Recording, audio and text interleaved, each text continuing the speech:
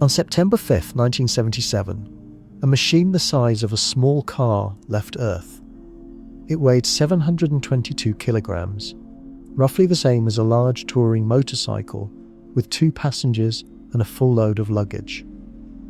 It had no engine powerful enough to stop itself, no crew, and no mechanism that would ever bring it home. It was aimed at Jupiter, given one enormous push by a Titan II-IE Centaur rocket stack, and released into the permanent dark. That machine is still moving. Right now, as you watch this, it is travelling at approximately 17 kilometers per second, 61,200 kilometers per hour, and it has travelled farther from Earth than any human-made object in the entire recorded history of our species. It has crossed a boundary that no instrument built by human hands had ever crossed before it. And at that boundary, and in the strange territory beyond it, it detected things that the best available models of plasma physics, magnetohydrodynamics, and interstellar medium science said should not be there. Not anomalies at the edge of the error bars, not results that required a small correction to a parameter, results that forced entire research teams to tear up assumptions that had been built into heliospheric models for 30 years and start over. The solar wind was doing something it had no business doing. The magnetic field was pointing in a direction no model predicted. The interstellar plasma on the other side of the boundary was 5 times hotter than anyone expected. And somewhere in the data, woven into the measurements coming back from a 47-year-old spacecraft running on less power than a household light bulb, there was a question that nobody has yet been able to answer completely. By the time this video is finished, you are going to understand exactly what Voyager 1 found, why it was so unexpected, what the current state of our understanding actually is, and what questions remain genuinely open. Not in the hand-waving way that popular science sometimes uses. Scientists are baffled, but in the specific, precise, physics-grounded way that will let you hold the actual mystery in your mind, understand why it is a mystery, and appreciate why solving it matters. But to understand what Voyager found, you need to understand what it was supposed to find. And to understand that, you need to go back to the beginning. Not of the Voyager mission, of the Sun itself.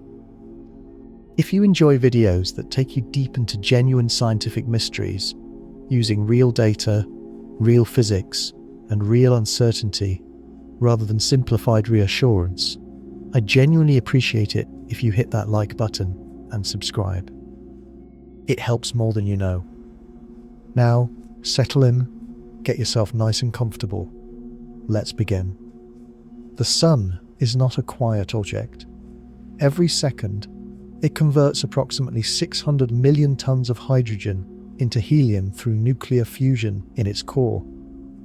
The core temperature is roughly 15 million Kelvin, a temperature so extreme that hydrogen nuclei, which are positively charged and therefore repel each other with enormous force, are nevertheless moving fast enough and are packed closely enough together that some of them collide with sufficient energy to fuse. When 4 hydrogen nuclei, 4 protons, combine to form one helium-4 nucleus, the resulting helium nucleus weighs slightly less than the 4 protons did separately. That missing mass, about 0.7% of the original mass, is converted directly into energy according to Einstein's equation. The result, per second, is an energy output equivalent to roughly 90 billion megatons of TNT. That is the energy of 90 billion thermonuclear warheads, detonated every single second, sustained without interruption for 4.6 billion years. Most of that energy makes its way outward from the core, through the radiation zone and the convection zone, eventually emerging from the surface as light and heat. But the Sun does something else as well. it exhales, continuously, without stopping. It breathes outward into space, a stream of charged particles, mostly protons and electrons, with smaller quantities of helium nuclei and trace amounts of heavier ions, that flows in all directions simultaneously, at speeds ranging from about 400 kilometers per second during quiet periods to over 800 kilometers per second during periods of intense solar activity. This outward stream of particles is called the solar wind, and it has been blowing continuously since the sun first ignited, approximately 4.6 billion years ago. To understand what the solar wind does to the space surrounding our solar system, you need an analogy that is worth building carefully, because you are going to need it for everything that follows. Imagine you are standing in the middle of an enormous open field on a perfectly still day. You have a garden hose in your hand, and you turn it on. Water sprays outward from the nozzle, and if the nozzle is pointed straight up, the water spreads out in all directions around you, landing on the field in a rough circle. The water pressure from the nozzle is your garden hose's way of claiming territory. It pushes outward against whatever the air and ground offer back, and the boundary of the wet ground marks the limit of that influence. Now change the conditions. The day is no longer still. A steady wind is blowing from the north. Your water is still spraying outward in all directions, but the ambient wind is pushing against your spray from the north. On the northern side, where your water is fighting against the incoming air, the spray gets compressed and pushed back. The wet ground extends less far in that direction. On the southern side, where your water is spraying in the same direction as the ambient wind, the spray gets carried farther out, the wet ground extends farther in that direction, and the whole wet area takes on an asymmetric shape, compressed on the south, then bore and follow the navel. Now, scale this up by a factor of approximately 20 billion. Replace the garden hose with the sun. Replace the water with charged particles travelling at hundreds of kilometers per second. Replace the ambient wind with the interstellar medium, the extraordinarily thin gas and magnetic field that fills the space between the stars in the Milky Way. Replace the boundary of the wet ground with a structure called the heliopause. And the shape you get is roughly the shape of the heliosphere, the enormous bubble of solar wind that surrounds our entire solar system, compressed on the side facing the direction the solar system is moving through the galaxy, and stretched out on the opposite side into a long tail. The heliosphere is not a feature of popular imagination or science fiction. It is a real, physical, measurable structure. It is the sun's domain, the volume of space in which the sun's influence, specifically the process of life beings, are the ways of thinking that sometimes can be. Every moon, every comet, every asteroid, every spacecraft we have ever launched, with the exception of Voyager 1 and, since 2018, Voyager 2, is inside the heliosphere. The heliosphere is our solar system's outer envelope, its atmosphere, its first and largest interface with the rest of the galaxy. The leading edge of the heliosphere, the nose, in the direction the solar system is travelling, is estimated to sit somewhere between 120 and 150 astronomical units from the Sun. 1 astronomical unit is the average distance from the Earth to the Sun, 149.6 million kilometers. So, the nose of the heliosphere sits roughly 18 to 22 billion kilometers away. To put that distance in terms of travel time, the fastest jet aircraft ever built, the SR-71 Blackbird, flew at about 3,500 kilometers per hour. At that speed, you would need roughly 730 years to reach the nose of the heliosphere. Not interstellar space, just the boundary between the solar wind's territory and the interstellar medium. The distances involved are almost designed to defeat human intuition, which is why calibrating every number against something familiar is not optional. It is necessary. Within this vast bubble, the solar wind flows continuously outward from the Sun in all directions. At the distances of the inner planets, Mercury, Venus, Earth, Mars, it is fast, it is relatively dense, and its effects are immediate and practical. It is the solar wind that causes auroras at Earth's poles, when gusts of it interact with Earth's magnetosphere and funnel charged particles down into the upper atmosphere, where they excite nitrogen and oxygen atoms into glowing. It is the solar wind that gives comet tails their direction. Comet tails always point away from the Sun, regardless of which way the comet is moving, because the solar wind is always blowing outward. It is the solar wind that has been stripping away the atmosphere of Mars over billions of years, since Mars lacks the global magnetic field that would deflect it. The solar wind is not a background detail of the solar system. It is one of the solar system's primary environmental forces. But as the solar wind travels farther outward, something simple and geometric happens to it. It is spreading. In 3 dimensions, the solar wind flows outward in all directions simultaneously, covering an ever larger spherical surface as it moves out. A sphere's surface area grows as the square of its radius. Double the radius, and you have 4 times the surface area. So the same number of solar wind particles that cross a 1 square kilometre patch of space near the Earth must, by the time they reach a distance 10 times farther away, cover an area 100 times larger. The density of the solar wind drops as the inverse square of distance. The pressure it exerts drops accordingly. At 1 astronomical unit, the solar wind has enough pressure to dominate the local environment completely. At 40 astronomical units, the distance of Pluto, the pressure is 1,600 times lower. At 90 astronomical units, it is more than 8,000 times lower.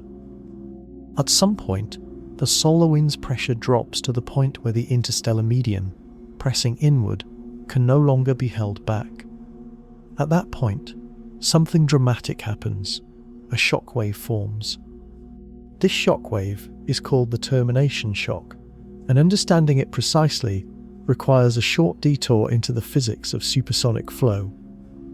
When an object moves through a medium, faster than sound travels through that medium, it creates a shockwave, a thin layer of violently compressed and heated medium that forms where the supersonic flow abruptly transitions to subsonic flow. The sonic boom of a supersonic aircraft is the acoustic signature of this shockwave reaching your ears. In the heliosphere, the solar wind is supersonic. It is moving much faster than the speed at which pressure disturbances propagate through the solar wind plasma. When the outward flowing solar wind finally meets a pressure it cannot push past, the back pressure of the interstellar medium, it slams to a halt over a short distance, transitioning from supersonic to subsonic in a region that is, by the standards of interplanetary distances, quite thin. This is the termination shock. Beyond it, the solar wind is no longer supersonic. It is slower, denser, hotter, and more disordered than the free-flowing solar wind of the inner solar system. The region between the termination shock and the heliopause, the true boundary of the heliosphere, is called the heliosheath. Think of the heliosheath as the turbulent outer skin of the heliosphere, the zone where the solar wind, stripped of its supersonic speed, is being compressed, heated, and redirected as the heliopause boundary approaches. The heliosheath is, by some estimates, 30 to 40 astronomical units thick on the nose side of the heliosphere, a vast region of turbulent, hot, compressed plasma that the solar wind must transit before it finally gives up and merges with the interstellar medium at the heliopause. Beyond the heliopause is the interstellar medium itself. And somewhere out there, theorists had long proposed, the motion of the solar system through the interstellar medium might create one more structure, a bow shock, the heliospheric equivalent of a sonic boom created ahead of the heliosphere as it plows through interstellar gas. Whether this bow shock actually exists is one of the open questions that IBEX data has complicated, and we will return to it. This was the picture that heliospheric physicists had built up over decades before either Voyager probe came anywhere near these structures. The termination shock, the heliosheath, the heliopause, the possible bow shock, these were predictions, not observations. Mathematical constructs, built from the well-tested equations of plasma physics and magnetohydrodynamics, extrapolated out to distances where no instrument had yet travelled. The models made specific, quantitative predictions about what these structures would look like, how thick, how hot, how magnetically organised, how asymmetric. When Voyager finally arrived, those predictions were about to meet reality for the first time. And reality, as it almost always does, had surprises waiting. To understand what went wrong, or rather, what was discovered, you need to understand what Voyager is actually carrying and what it measures. The instrumentation of these spacecraft is, by modern standards, primitive. But it was designed with remarkable thoughtfulness, and the combination of instruments they carry is well matched to the task of characterizing the outer solar system. Voyager 1 and Voyager 2 each carry approximately 11 scientific instruments, though over the decades of the mission, several have been turned off to conserve power or have ceased functioning. The instruments most relevant to the heliospheric boundary science divide into 4 categories. The first is the Plasma Science Instrument. This device measures the properties of the charged particles, the plasma, flowing past the spacecraft, their speed, their direction of flow, their density, and their temperature. In the solar wind, these measurements tell you directly how fast the wind is blowing, in what direction, and how many particles per cubic centimeter it contains. Workers taught, vary, force a sound. The Plasma Science Instrument on Voyager 1 was damaged in 1980 when the spacecraft made its close flyby of Saturn, and it no longer functions. Voyager 2's plasma instrument survived and continued working through the entire heliospheric crossing. This difference between the two spacecraft turns out to be critically important, because several of the most direct measurements of the heliopause's crossing came from the plasma instrument, and only Voyager 2 could make them. The second category is the magnetometer. Each Voyager carries 2 magnetometers at different points along a 13-meter boom extended away from the spacecraft body. This twin magnetometer configuration allows scientists to separately measure the background interplanetary magnetic field and the small magnetic field produced by the spacecraft itself, and to subtract the spacecraft's contribution, a critical calibration step in a measurement where the field you are trying to detect is millions of times weaker than a refrigerator magnet. The magnetometers have functioned throughout both missions and continue to return data. The third category is the low-energy charged particle detector. This instrument counts particles, mostly protons and heavier ions, with energies in the range of tens to hundreds of killer electron volts. These are the energies typical of solar wind particles and of particles that have been energized by processes at the termination shock. By watching how the count rate and energy spectrum of these particles changes as the spacecraft moves outward, scientists can track the changing environment from the inner heliosphere all the way to the boundary. But why does the continent tell me? The fourth category is the cosmic ray subsystem. This instrument detects particles with much higher energies, up to hundreds of mega electron volts and beyond.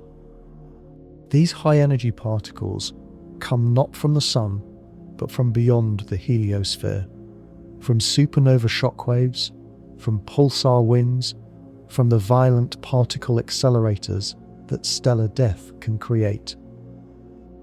They are the galactic cosmic raysing, the background radiation of the galaxy, and measuring their intensity as a function of distance from the Sun tells you something crucial about how effectively the heliosphere is shielding its interior from the galaxy outside. The second major anomaly from the heliosheath data is one that took scientists longer to recognize and appreciate, partly because it was so far from what anybody expected that there was initially some reluctance to accept it at face value. The solar wind in the heliosheath was flowing sideways, not outward, not inward, sideways, perpendicular to the direction away from the Sun. The plasma science instrument on Voyager 2, which was in the inner heliosheath by the late 2500s, measured the direction of the solar wind flow and found that it was nearly 90 degrees off from the expected radial direction. The solar wind, which has been blowing outward from the Sun for 4.6 billion years, was in the heliosheath being redirected and made to flow not outward, but sideways, parallel to the heliopause boundary, rather than through it. This finding, published in a series of papers between 2009 and 2012, and associated primarily with data analysis by Edward Stone and his colleagues at Caltech, required a major revision to the conceptual picture of how the heliosheath works. In the standard model, the solar wind crosses the termination shock, slows to subsonic speed, and then continues moving outward, more slowly, more chaotically, but still outward, until it reaches the heliopause and is stopped. In this picture, the heliopause is like a wall. The solar wind hits it and piles up against it. The actual picture, the data suggests, is different.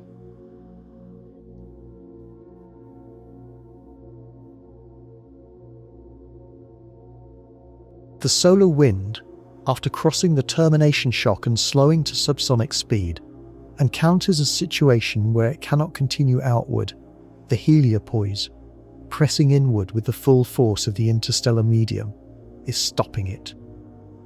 But instead of simply piling up, the plasma is being redirected. It is flowing sideways along the inside of the heliopause, like water that has hit a curved wall and is flowing around it. The solar wind is being turned by the geometry of the heliopause and made to flow toward the heliospheric tail, the long trailing side of the heliosphere where the pressure is lower and there is room for it to escape. This is what the pure stagnation region that Edward Stone described actually means. It is a region in the heliosheath where the outward flow of the solar wind essentially stagnates, stops moving radially outward, and is redirected. The Voyager 1 passed through this stagnation region and found that the solar wind speed in the radial direction was, within measurement uncertainty, 0. The plasma was not moving outward. It was not moving inward. It was, in the radial direction, not moving at all, while in the tangential direction, it was flowing at speeds of tens of kilometers per second. The solar wind had been turned. The implications of this for the overall structure of the heliosphere are significant. If the solar wind in the heliosheath is being turned and directed toward the tail rather than continuing outward, then the heliosheath itself is a circulation system, a large-scale flow of plasma that enters at the termination shock near the nose of the heliosphere, circulates through the heliosheath, and exits through the tail. This picture is consistent with some of the models that predict a croissant-shaped heliosphere rather than a comic-shaped one. We will return to that debate, but it is very different from the simple picture of solar wind flowing steadily outward through the heliosheath and exiting the heliosphere at the heliopause. Now we arrive at the most famous part of the story, the heliopause crossing itself. Voyager 1 had been in the heliosheath for 8 years, from December 24th to August 2012, crossing distances that took it from 94 to 121 astronomical units from the Sun.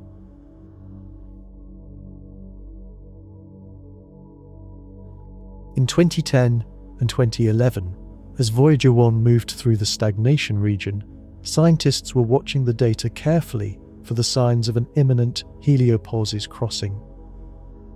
Those signs, according to the standard model, should be a sharp drop in solar energetic particle flux to essentially 0, a sharp rise in galactic cosmic ray flux to its full interstellar level, a rotation of the magnetic field direction to align with the interstellar field, and a change in plasma density from the low heliosheath values to the higher interstellar values. Beginning in late 2011, something strange started happening. The cosmic ray and particle instruments on Voyager 1 began detecting rapid fluctuations. The galactic cosmic ray intensity would jump sharply upward to values consistent with being outside the heliosphere, and then drop back to heliosheath values. The solar energetic particle flux would drop sharply to values consistent with being in interstellar space, and then bounce back. These fluctuations were happening over days to weeks, not gradually.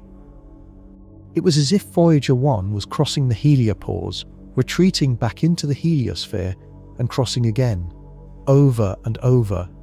The community called these events particle flux depletions and enhancements, and they became the subject of intense debate. There were two main interpretations. The first was that these fluctuations represented actual back and forth crossings of the heliopause, which was oscillating in position due to dynamic pressure variations in both the solar wind and the interstellar medium. On this interpretation, Voyager 1 was briefly in interstellar space during the high cosmic ray episodes, and briefly back in the heliosheath during the low cosmic ray episodes. The second interpretation was that Voyager 1 was not crossing the heliopauses at all, but was instead entering a new region of the heliosheath, a region with a very different magnetic topology from the rest of the heliosheath, where the field lines were connected to the interstellar medium in a way that allowed galactic cosmic rays to stream inward and solar particles to stream outward, creating particle distributions that looked interstellar without the spacecraft actually being in interstellar space. This second region was called the magnetic highway. The key discriminant between these interpretations was the magnetic field direction. If Voyager was truly crossing into interstellar space, the field direction should rotate. If it was in the magnetic highway, still inside the heliosphere, but in a region with different magnetic topology, the field should change character, but not necessarily rotate to the interstellar direction. When scientists looked at the magnetometer data during the 2011 to 2012 fluctuation period, what they found was that the field direction was not rotating significantly. The magnetic field direction remained consistent with the solar field, even during the episodes when the particle data looked interstellar. This supported the magnetic highway interpretation. Voyager was still inside the helium, but the solar field direction is too far fall. So, what part of the twin train was its celestial liking? So then, on August 25th, 2012, everything was that part of the heliopause. On that date, at a distance of 121.7 astronomical units from the Sun, the solar energetic particle flux on Voyager 1 dropped to essentially zero and stayed there. The galactic cosmic ray intensity jumped sharply upward and stayed there. The oscillation stopped. The data became stable at levels consistent with being in interstellar space. This was not another fluctuation. This was a permanent transition. Voyager 1 had crossed the heliopause. Scientists, appropriately cautious, waited for additional confirmation. The magnetic field data was still puzzling. The direction had shifted somewhat, but not as dramatically as expected, and the magnitude of the rotation was smaller than most models predicted for a heliopause crossing. This raised questions about whether the heliopause crossing interpretation was correct, or whether something more exotic was happening. The debate in the community was real and sometimes sharp. Confirmation came in April 2013. A solar event, a coronal mass ejection that had left the Sun in March 2012, produced a pressure wave that propagated outward through the heliosphere at a speed much lower than the solar wind itself, carried by the plasma as a wave rather than as a bulk flow. This wave, travelling outward over more than a year, eventually reached Voyager 1's location in April 2013. When it did, it caused the plasma around the spacecraft to oscillate at a specific frequency, the electron plasma oscillation frequency, that Donald Gurnett and his team at the University of Iowa could measure with the plasma wave instrument. The plasma oscillation frequency depends directly on the electron density of the surrounding plasma. By measuring the frequency, they could calculate the density. The density they measured was 0.08 electrons per cubic centimeter, more than 40 times higher than the density in the outer heliosheath. This is the density of the local interstellar medium. Voyager 1 was unambiguously in interstellar space. The heliopause crossing was confirmed, dated to August 25, 2012, and recorded as one of the most significant milestones in the history of space exploration. But the puzzle of the magnetic field direction at the crossing remained, and it has remained in various forms ever since. When the heliopause crossing was confirmed, and the magnetic field data was analysed in detail,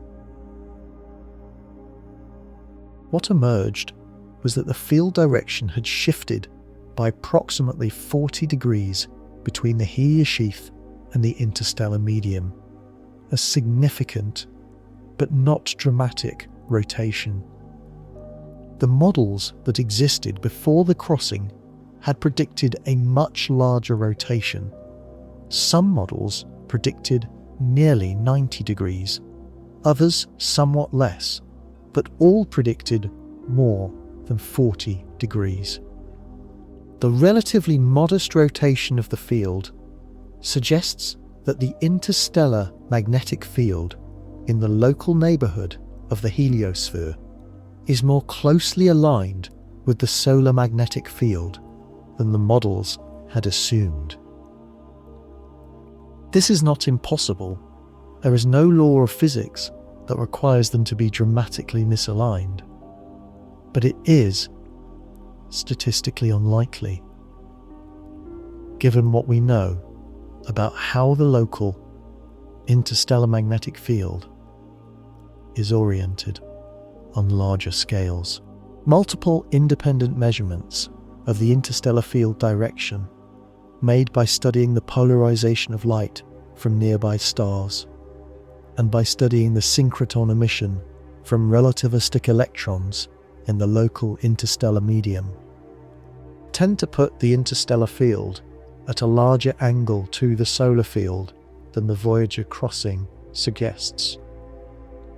The field Voyager is measuring in the immediate vicinity of the heliopauses may be locally modified, twisted, and reoriented by the interaction between the solar and interstellar plasmas at the boundary, and therefore not representative of the field farther out in the undisturbed local interstellar medium. Or the remote sensing measurements of the field direction may be picking up the field from a region that is somewhat different from the immediate neighbourhood of the heliosphere. Both possibilities are consistent with what we know. Neither can be ruled out with current data. This is what unresolved actually means in science. Not that we have no idea, but that the available data is consistent with more than one explanation, and we cannot yet discriminate between them. Together, these four types of instruments build a picture. When all four instruments are working correctly and the spacecraft is moving steadily outward, each instrument's readings change in characteristic ways as different boundaries are crossed. The plasma instrument shows the solar wind speed. The magnetometer shows the embedded magnetic field. The low-energy particle detector shows the solar contribution to the local particle population. The cosmic ray subsystem shows the galactic contribution. At the termination shock, each instrument should show a specific signature. The plasma speed drops, the magnetic field strengthens and becomes more disordered. The low-energy solar particles get energized by the shock, and the galactic cosmic rays show a step up in intensity because the shock partially shields them from the inner heliosphere. So being on the outer side of it means seeing more of them. At the heliopause, the signatures should be different, but equally specific. Solar plasma effectively disappears. Galactic cosmic rays jump to full interstellar intensity. And the magnetic field rotates to align with the interstellar field rather than the solar field. This is what should happen. Let us talk about what actually happened. Voyager 1 crossed the termination shock in December 24 at a distance of approximately 94 astronomical units from the Sun. The crossing was not observed in real time with certainty. It was identified retrospectively from the data. The spacecraft had, in fact, made several brief crossings of the termination shock in the preceding months as the boundary moved inward and outward due to variations in solar wind pressure. The termination shock is not a perfectly fixed structure. Its price is a mixed sign of 1, 2, 1, 1, 2. It breathes in and out with the solar cycle, with large solar wind events, and with the dynamic pressure of the interstellar medium. Voyager 1 was, for a period of months in 2004, crossing back and forth across an oscillating boundary before finally passing through it and entering the heliosheath for good. Voyager 2 crossed the termination shock in August 2007 at approximately 84 astronomical units on the opposite side of the solar system. The difference in crossing distances, 94 astronomical units for Voyager 1 on the north flank, 84 astronomical units for Voyager 2 on the south flank, was the first major observational confirmation that the heliosphere is asymmetric. 10 astronomical units is a significant difference. It is 1.5 billion kilometers. Some asymmetry was expected from the interstellar wind pressure and the solar system's motion through the galaxy. but the magnitude of the asymmetry was larger than the leading models had predicted. The heliosphere was being compressed more on the southern side than on the northern side by about 10 astronomical units, and the models were only predicting a few astronomical units of asymmetry. Something outside the heliosphere was pressing on it harder in one direction than the models had accounted for. But the Voyager 2 termination shock crossing contained a more dramatic surprise than just the asymmetric distance. Because Voyager 2 had its plasma instrument working, unlike Voyager 1, it could measure the solar wind speed directly at the crossing. And what it measured was a solar wind that, in crossing the termination shock, did not slow down uniformly. It slowed down much more in the north-south direction than in the east-west direction. The compression of the solar wind plasma at the termination shock was strongly anisotropic, directionally dependent, in a way that the models had not predicted. The physics of a termination shock that decelerates plasma uniformly in all directions is relatively straightforward to model. The physics of a termination shock that decelerates plasma differently depending on which way you measure it is substantially more complicated, and it implies that the forces acting on the heliosphere from outside, from the interstellar medium, are not uniform. The interstellar medium is not the same in all directions. It has structure, varying pressure, varying magnetic field geometry, varying density, and that structure is influencing the shape and behaviour of the termination shock in ways that were not in the models. This was the first serious anomaly, not a minor discrepancy, not an effect at the edge of measurement precision. A qualitative result, anisotropic deceleration at the termination shock, that had not been predicted by any model before the data arrived. Now, Voyager 1 was in the heliosheath, and the heliosheath data turned out to be the richest source of unexpected findings in the entire mission. The heliosheath was supposed to be, in broad terms, a region of hot, slow, turbulent plasma. The solar wind enters it at the termination shock, already heated and compressed. It is expected to continue moving outward more slowly while being further heated by the compression against the heliopause boundary. The magnetic field in the heliosheath is expected to be stronger than in the inner heliosphere, compressed by the slowing plasma and oriented in a way that reflects the underlying Parker spiral geometry of the solar wind. The Parker spiral requires a brief explanation because it is important for everything that follows. Eugene Parker was a physicist at the University of Chicago who, in 1958, wrote a paper in the Astrophysical Journal that predicted the existence of the solar wind before it had been directly observed. In that same paper, he described what the solar wind's magnetic field should look like. The Sun carries a magnetic field that is dragged outward by the solar wind, the same way a rotating sprinkler drags water outward while the sprinkler head rotates beneath it. The key insight is that the Sun is rotating, taking about 25 days to complete one rotation at its equator, while the solar wind flow outward at hundreds of kilometers per second. The result is a magnetic field that is wound into a spiral, like the spiral of a spinning sprinkler spray. Close to the Sun, where the solar wind has just left the surface, the field is nearly radial, pointing straight out. But as you move outward, the winding of the spiral becomes tighter and tighter. At the distance of Earth, the spiral angle is already about 45 degrees.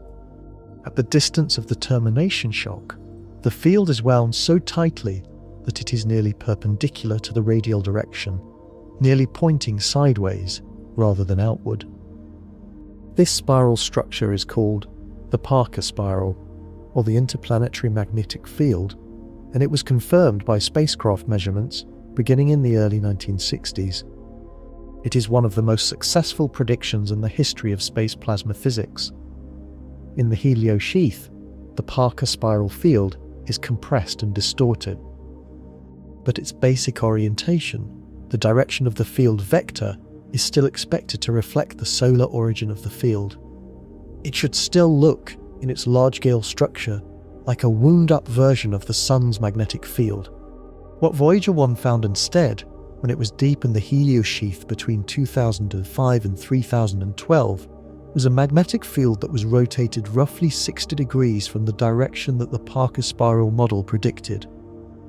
Not a small deviation, not a temporary fluctuation, a persistent, systematic rotation of the entire field direction by 60 degrees. The field Voyager was measuring in the heliosheath was not pointing where it should have been pointing. The current best explanation for this misalignment involves the interstellar magnetic field. The interstellar medium has its own magnetic field, the local interstellar magnetic field, which is believed to be pressing on the heliopause from outside. If this external field is tilted at a significant angle relative to the plane of the solar system, it can distort the heliospheric magnetic field in the outer heliosheath by a process called magnetic draping. The interstellar field lines get draped around the heliopause as the solar wind pushes the heliopause outward, and this draping modifies the direction of the field inside the heliosheath near the boundary.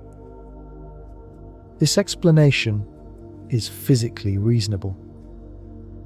The problem is that it requires the local interstellar magnetic field to be oriented at a specific angle, and that angle is not precisely consistent with other measurements of the interstellar magnetic field made by different methods.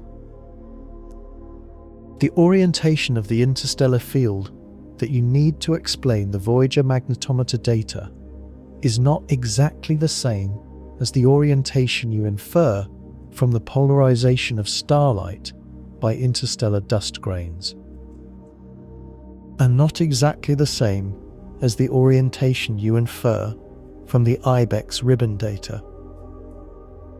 The different measurements are not wildly inconsistent. They are within a few tens of degrees of each other, but they are not precisely consistent either.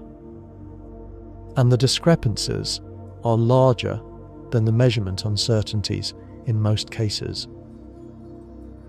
This suggests that the local interstellar magnetic field is not uniform, that it varies in direction from one region to another at scales smaller than the baseline between our different measurement methods. This is not impossible, and in fact, it is physically expected. Magnetic fields in turbulent plasma do vary at small scales. But it makes the problem harder to solve because a non-uniform interstellar magnetic field is much more difficult to characterize than a uniform one. 6 years after Voyager 1's crossing, Voyager 2 crossed the heliopause in November 2018. The crossing was in some ways cleaner than Voyager 1's. The particle transitions were sharp. The plasma instrument confirmed a direct measurement of solar wind speed dropping to zero, and the plasma density jumped as expected. But the data from Voyager 2's crossing added its own set of surprises. The most striking was the temperature of the interstellar plasma just outside the heliopause. John Richardson's team at MIT, analysing the plasma data from Voyager 2's instrument, found that the electron temperature of the interstellar plasma was approximately 30,000 to 50,000 Kelvin, roughly 5 times higher than the models of the local interstellar medium had predicted. The models had been expecting something in the range of 6,000 to 7,000 Kelvin for the thermal electron temperature in the local interstellar cloud. the wispy filament of gas that our solar system is currently moving through.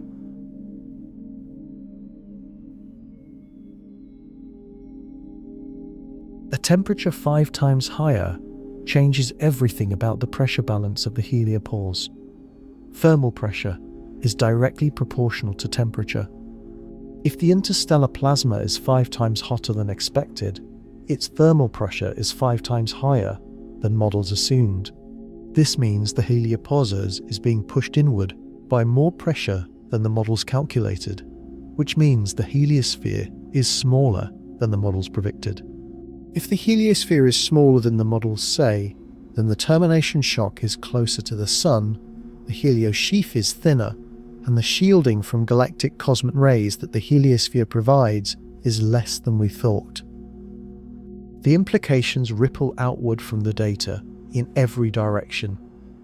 The source of the excess heat is not understood.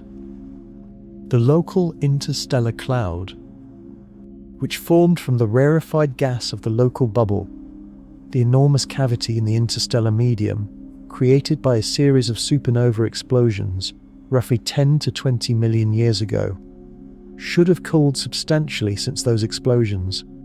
Plasma at temperatures of 30,000 to 50,000 Kelvin radiates energy efficiently and should cool to much lower temperatures over millions of years unless it is being continuously reheated.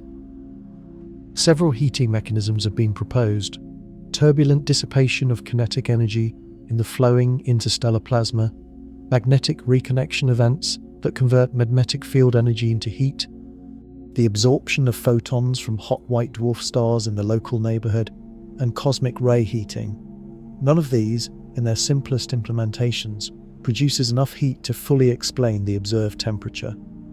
More complex scenarios, combinations of mechanisms, special local conditions, can produce larger heating rates, but they require assumptions that are difficult to test independently. This is, as of the most recent published analyses, genuinely unresolved. The interstellar plasma is hotter than it should be, and we do not know why. Now, let us discuss the anomaly that is hardest to reduce to a simple description, but may be the most important for the long-term scientific picture. This is the ibex ribbon, and understanding it requires first understanding what ibex is and what it does. The Interstellar Boundary Explorer, IBEX, is a NASA spacecraft launched in October 2008 into a high Earth orbit. It is small, about the size of a bus tire, weighing 462 kilograms. Unlike Voyager, it does not travel anywhere near the outer solar system. It stays close to Earth and looks outward, detecting neutral atoms arriving from the direction of the heliospheric boundary. These atoms are called energetic neutral atoms, or ENAs, and they are produced in the heliosheath by a process called charge exchange. Here is how charge exchange works, and it is worth understanding in detail because it is the key to almost everything ibex measures. In the heliosheath, hot solar wind protons, which are positively charged hydrogen nuclei, moving fast, carrying kinetic energy from the solar wind, are flowing through a background of cold interstellar neutral hydrogen atoms that have entered the heliosheath from outside. When a hot fast proton and a cold slow neutral hydrogen atom pass close to each other, there is a probability that the proton will steal the electron from the neutral atom. When this happens, the proton becomes a neutral hydrogen atom, but it retains the fast speed it had as a proton because the electron transfer happens too quickly for the motion to change significantly. The cold neutral atom, meanwhile, has lost its electron and become a slow proton, which is now stuck in the heliosheath plasma and will eventually be thermalized and lost. The fast-moving neutral hydrogen atom that results from this charge exchange is now free from the magnetic field. Charged particles in a magnetic field are constrained. They spiral around field lines. They drift. They are deflected. But neutral atoms are not affected by magnetic fields at all. They travel in straight lines at whatever speed they had when they became neutral. If a charge exchange event happens in the heliosheath, the resulting fast neutral atom will travel in whatever direction it was moving when the exchange occurred, unimpeded by any magnetic field, until it hits something. If it happens to be moving in the direction of Earth, it will arrive at Earth and at Ibex, carrying information about where it came from and how fast it was moving when it became neutral. By counting these energetic neutral atoms as a function of their arrival direction and energy, Ibex can build a two-dimensional map of the conditions in the heliosheath, all 360 degrees of the sky, over a period of several months. What Ibex found in its very first all-sky maps, published in Science in October 2009, was not what anyone expected. The models predicted a roughly symmetric map, brighter in the direction of the heliopause nose, dimmer in the tail direction, with a smooth variation in between. What the data showed instead was a narrow, bright ribbon of enhanced inner emission that wrapped around roughly 300 degrees of the sky, nearly a full circle, at a width of about 20 degrees. This ribbon was 2 to 3 times brighter than the surrounding background emission. It did not follow the ecliptic plane. It did not follow the direction of the solar system's motion through the interstellar medium. It did not follow any boundary that was in the existing models. It wrapped around the sky in a way that, when analysed carefully, placed it roughly perpendicular to the direction of the local interstellar magnetic field, not parallel to it, not following it, but crossing it at 90 degrees. This geometric relationship, ribbon perpendicular to the interstellar magnetic field, has been confirmed and refined by over 15 years of subsequent Ibex observations, and represents the strongest observational clue to the ribbon's physical origin. The leading explanation, proposed by David McComas and colleagues in the 2009 Discovery paper, is called the secondary charge exchange model, sometimes also called the retention hypothesis. It works like this. An energetic neutral atom is created in the heliosheath by the primary charge exchange process described above. Most of these atoms fly in random directions and are lost. They travel outward through the heliosphere, or they go in directions that take them away from the Sun. But some of them, those that happen to be moving in a direction that takes them out through the heliopause and into the interstellar medium, cross into interstellar space. In the interstellar medium, they are moving through a plasma. At some point, the energetic neutral atom encounters another charged particle in the interstellar plasma and undergoes a second charge exchange. It loses its electron and becomes a proton again. Now it is a charged particle in the interstellar magnetic field. It begins to gyrate, to spiral around the local magnetic field line. If the geometry is right, specifically, if the energetic neutral atom was moving in a direction exactly perpendicular to the local interstellar magnetic field, when it got reionized, then, as it spirals around the field line, it will eventually be moving back toward the Sun. At that point, it can undergo another charge exchange, grabbing an electron from a nearby neutral atom in the interstellar medium, and become a neutral atom again, now heading back toward the Sun. Ibex detects it. The ribbon in the sky maps the locus of directions from which this return trip is geometrically possible, and that locus is perpendicular to the interstellar magnetic field, exactly as observed. This explanation has the right geometry, but it has quantitative problems. The brightness of the ribbon in the IBEX data is higher than the simplest versions of the secondary charge exchange model predict. Given reasonable estimates of the charge exchange cross-sections and the density of neutral atoms in the outer heliosphere. Various modifications to the model, different assumed geometries, different interstellar plasma densities, different efficiencies for the return process, can bring the brightness closer to the observed value.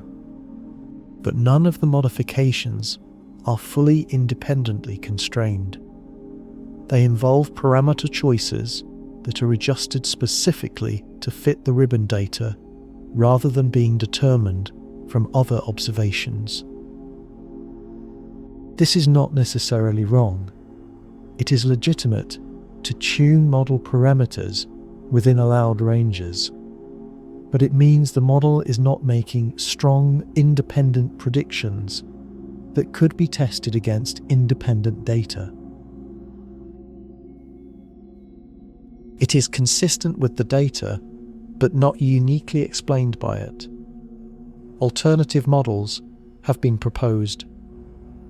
One class of models, developed by researchers including Jacob Hirikusen at the University of Alabama in Huntsville and Nikolai Pogorelov at the same institution, proposes that the ribbon is a feature of the heliosheath itself, a region where the interstellar neutral hydrogen density is enhanced due to focusing by the local interstellar magnetic field, and where, therefore, more charge exchange events occur, producing more energetic neutral atoms that flow back toward Earth.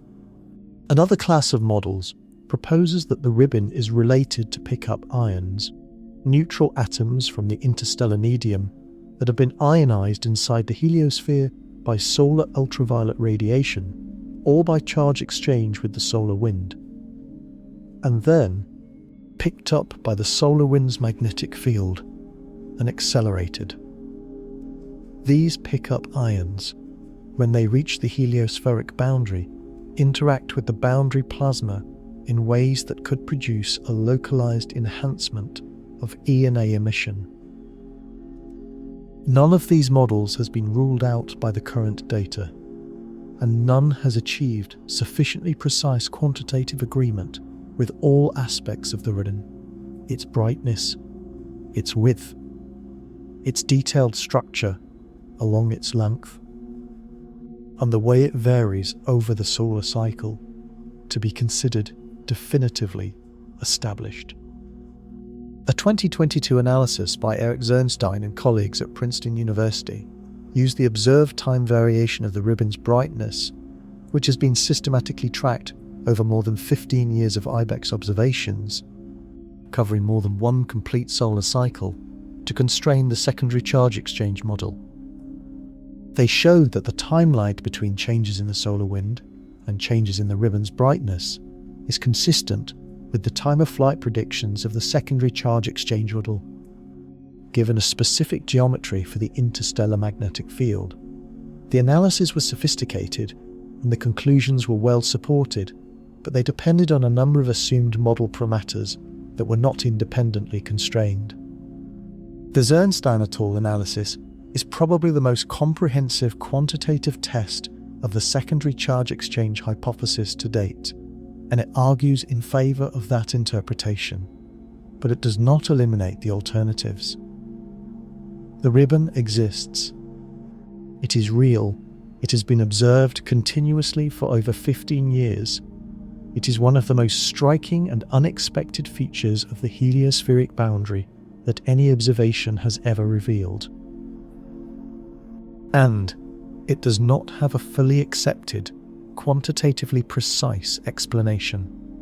This is not a small gap in our understanding. The ribbon is produced by a process involving the interaction between the heliosphere and the local interstellar medium, and understanding it precisely would tell us fundamental things about the structure of the helioseraphic boundary and the properties of the surrounding interstellar medium. The fact that we cannot yet explain it with the precision that physics demands is a genuine measure of how incomplete our picture of the helioseraphic boundary remains. There is another piece of the puzzle that receives less attention than the ribbon or the heliopause crossing anomalies, but that connects to some of the deepest questions about the long-term evolution of our solar system and its place in the galaxy. It involves the shape of the heliosphere, and the debate about this shape is more consequential than it might initially appear. For decades, the standard model of the heliosphere depicted it as roughly comet-shaped. The reasoning was straightforward. The solar system is moving through the interstellar medium at about 23 kilometers per second in the direction of the constellation Scorpius, slightly different from the older estimate of motion toward Lyra, with the more precise direction determined by a combination of measurements. On the leading side, the interstellar medium pushes back against the solar wind, compressing the heliosphere. On the trailing side, the solar wind flows more freely outward, and the heliosphere structures into a long tail. The textbook image, reproduced in countless books, websites, and NASA educational materials for 30 years, shows a rounded nose and a long thin tail pointing in the opposite direction, comet-like, an asymmetric teardrop. In 2015, Merav Ofer of Boston University and colleagues published a paper in Nature proposing that this picture is wrong. Their model, based on a combination of IBEX data, Voyager data, and a new magnetohydrodynamic simulation of the heliosphere, argued that the solar magnetic field, specifically the heliospheric current sheet that separates the two opposite magnetic polarities of the Sun's field, and the forces associated with the twisted magnetic field geometry, creates large-scale forces that compress the heliosphere inward from the sides, rather than allowing it to stretch into a long tail. The result, in Ofer's model, is a heliosphere that looks less like a comet and more like a pair of crescent-shaped lobes flanking the solar equatorial plane. Some researchers have called this the crescent model. The tail, rather than being a long thin extension, is pinched off by magnetic forces into a structure that curls back on itself. The opposing camp argues that the long-tail comet model remains correct, and that the IBEX and Voyager data can be explained within that framework, without requiring the magnetic field forces to be as dominant as Ofer's model assumes. Arguments for and against each model have been published in the subsequent years, and the debate has not been definitively settled. A 2017 paper by Kostas Dialynis and colleagues, using data from the Cassini spacecraft's instrument that can detect energetic neutral atoms at high energies, argued that the ENA signal from the heliospheric tail was consistent with a long-tail model.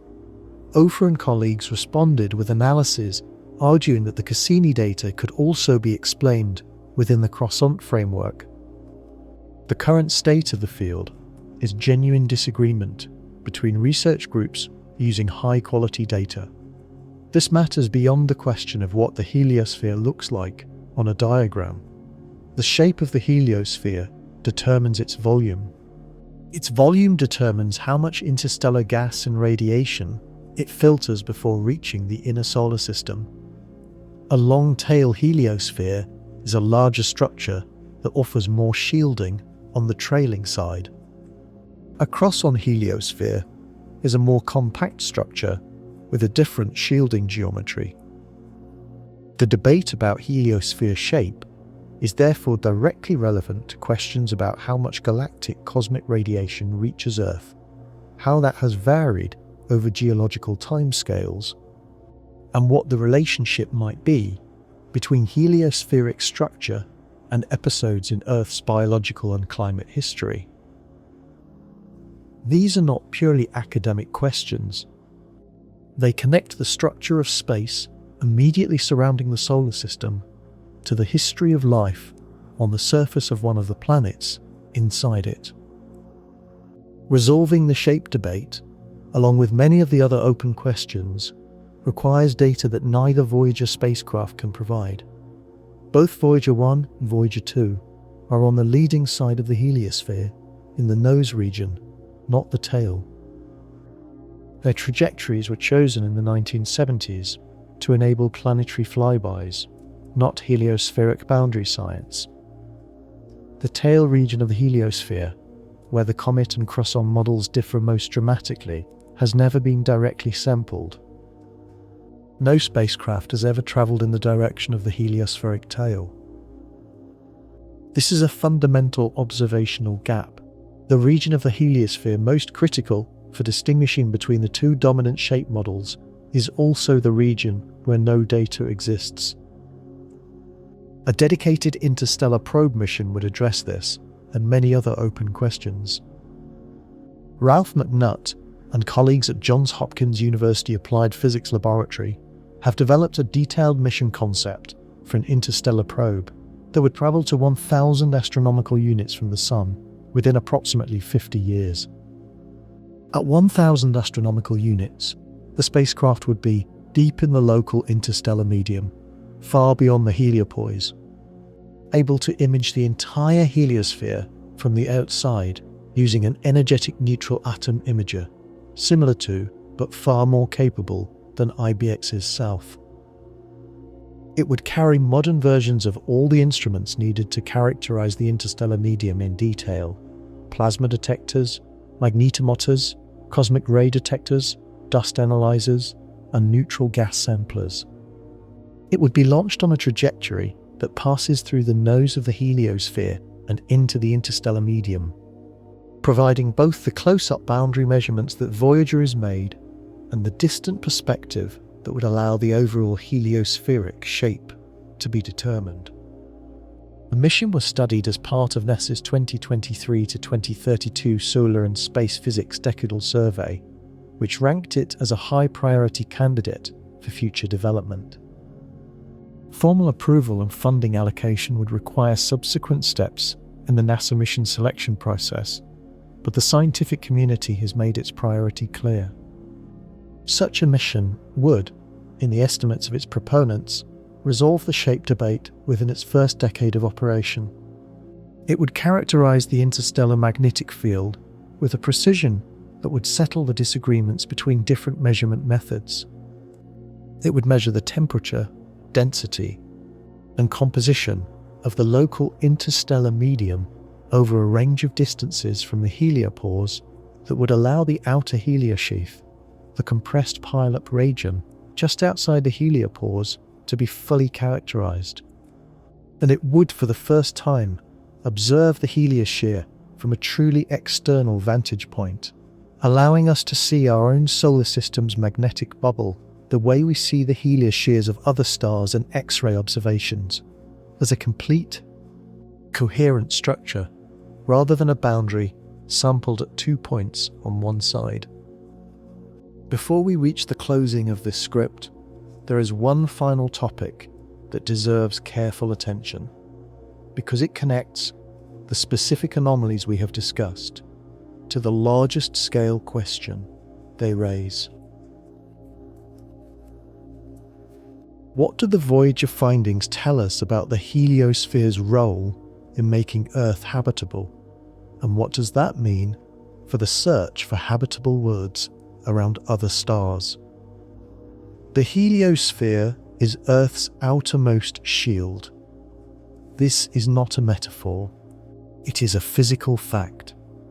Galactic cosmic rays, the high-energy particles generated by supernovae and other energetic events throughout the galaxy, bombard the heliosphere continuously from all sides.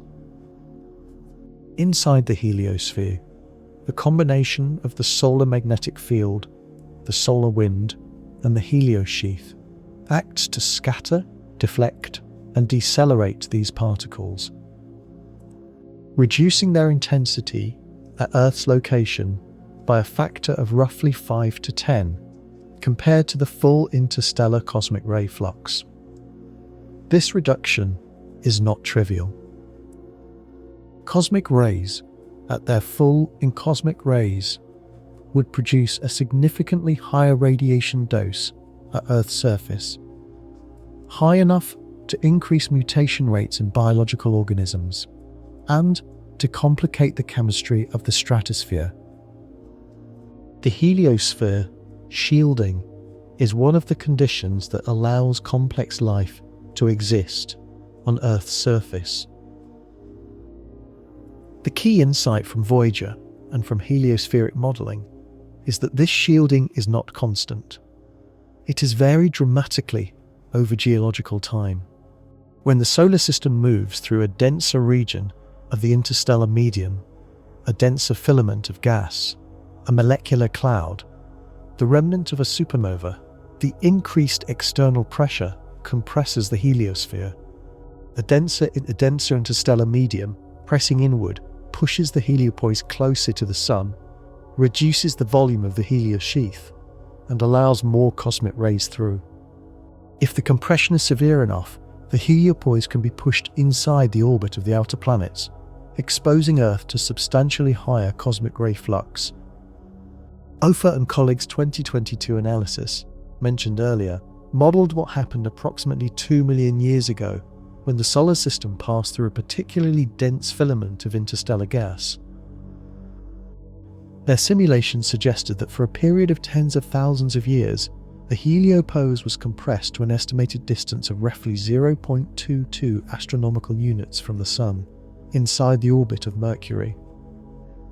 This would mean that Earth, during this period, was outside the heliopause entirely, exposed directly to the full interstellar medium, including its full cosmic ray flux, its neutral atoms, its magnetic fields, and any dust it contains. The geological record from roughly 2 million years ago does contain some anomalies that have been tentatively associated with increased cosmic ray flux, elevated concentrations of certain radioactive isotopes, specifically iron-60, a radioactive isotope produced by supernovae that has been detected in ocean floor sediments at concentrations higher than background levels, as well as possible signals in the paleoclimate record. Whether these signals are actually connected to a heliosphere compression event of the magnitude Ofer's model predicts is contested, and the connection requires careful accounting for other possible sources of the isotopic signal. But the possibility is physically motivated and is being taken seriously by researchers working at the intersection of heliospheric physics and Earth science. More broadly, the variability of the heliosphere over geological time, not just due to occasional passages through dense clouds, but due to the continuous variation in the solar system's galactic environment as it orbits the galaxy over a period of about 225 million years, implies that the cosmic ray flux experienced by Earth has varied significantly over the history of complex life. The solar system moves through different regions of the galaxy, some with higher stellar density, more frequent supernovae, and denser interstellar medium, and some with lower density and quieter conditions. Our current location in the local bubble, that vast low-density cavity blown out by past supernovae, is one of the quieter neighbourhoods in the galaxy, and it has allowed the heliosphere to maintain its current relatively large size for millions of years. Other epochs in Earth's history when the solar system was in a denser galactic environment may have been associated with smaller heliospheres, higher cosmic ray flux, and different atmospheric and biological conditions.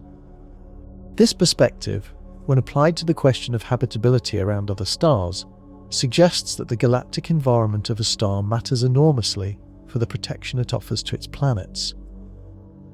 A star in the centre of the galaxy, or in a star-forming region with many recent supernovae, will have a smaller, more compressed heliosphere and a star in the quiet outskirts. The planet that would be habitable based on its distance from its star, its atmospheric composition, and its surface temperature might nonetheless be exposed to cosmic ray flux levels that preclude complex life, simply because its star's heliosphere is being compressed by a dense surrounding interstellar medium. This is a factor that has been essentially absent from discussions of planetary habitability, and the Voyager data, combined with the IBEX observations and the modelling of heliosphere-interstellar medium interactions, has put it firmly on the scientific agenda. Let us now take a step back from the individual anomalies and see them as a whole. Before Voyager 1 and Voyager 2 reached the outer heliosphere, the heliospheric boundary was a theoretical construct. Physicists had built models of it from well-tested equations, applied those equations to the expected conditions at the boundary, and generated predictions about what the boundary would look like. The predictions were reasonable, internally consistent, and based on the best available understanding of the physics. When Voyager arrived, the predictions met reality. Reality was stranger. The termination shock was asymmetric, in ways the models had not predicted, and it decelerated plasma differently in different directions. The heliosheath contained solar wind flowing sideways rather than outward. The magnetic field in the heliosheath was rotated 60 degrees from the Parker spiral prediction. The heliopause crossing, when it finally occurred, showed a magnetic field rotation that was smaller than expected. The interstellar plasma just outside the heliopause was 5 times hotter than the models assumed. The cosmic ray spectrum in local interstellar space was different from what galactic propagation models predicted. And somewhere in the full sky maps produced by IBEX, a bright ribbon of energetic neutral atoms wrapped around 300 degrees of the sky, perpendicular to the interstellar magnetic field, with no complete quantitative explanation more than 15 years after its discovery. None of these anomalies overthrow the fundamental physics. The equations of magnetohydrodynamics are not wrong.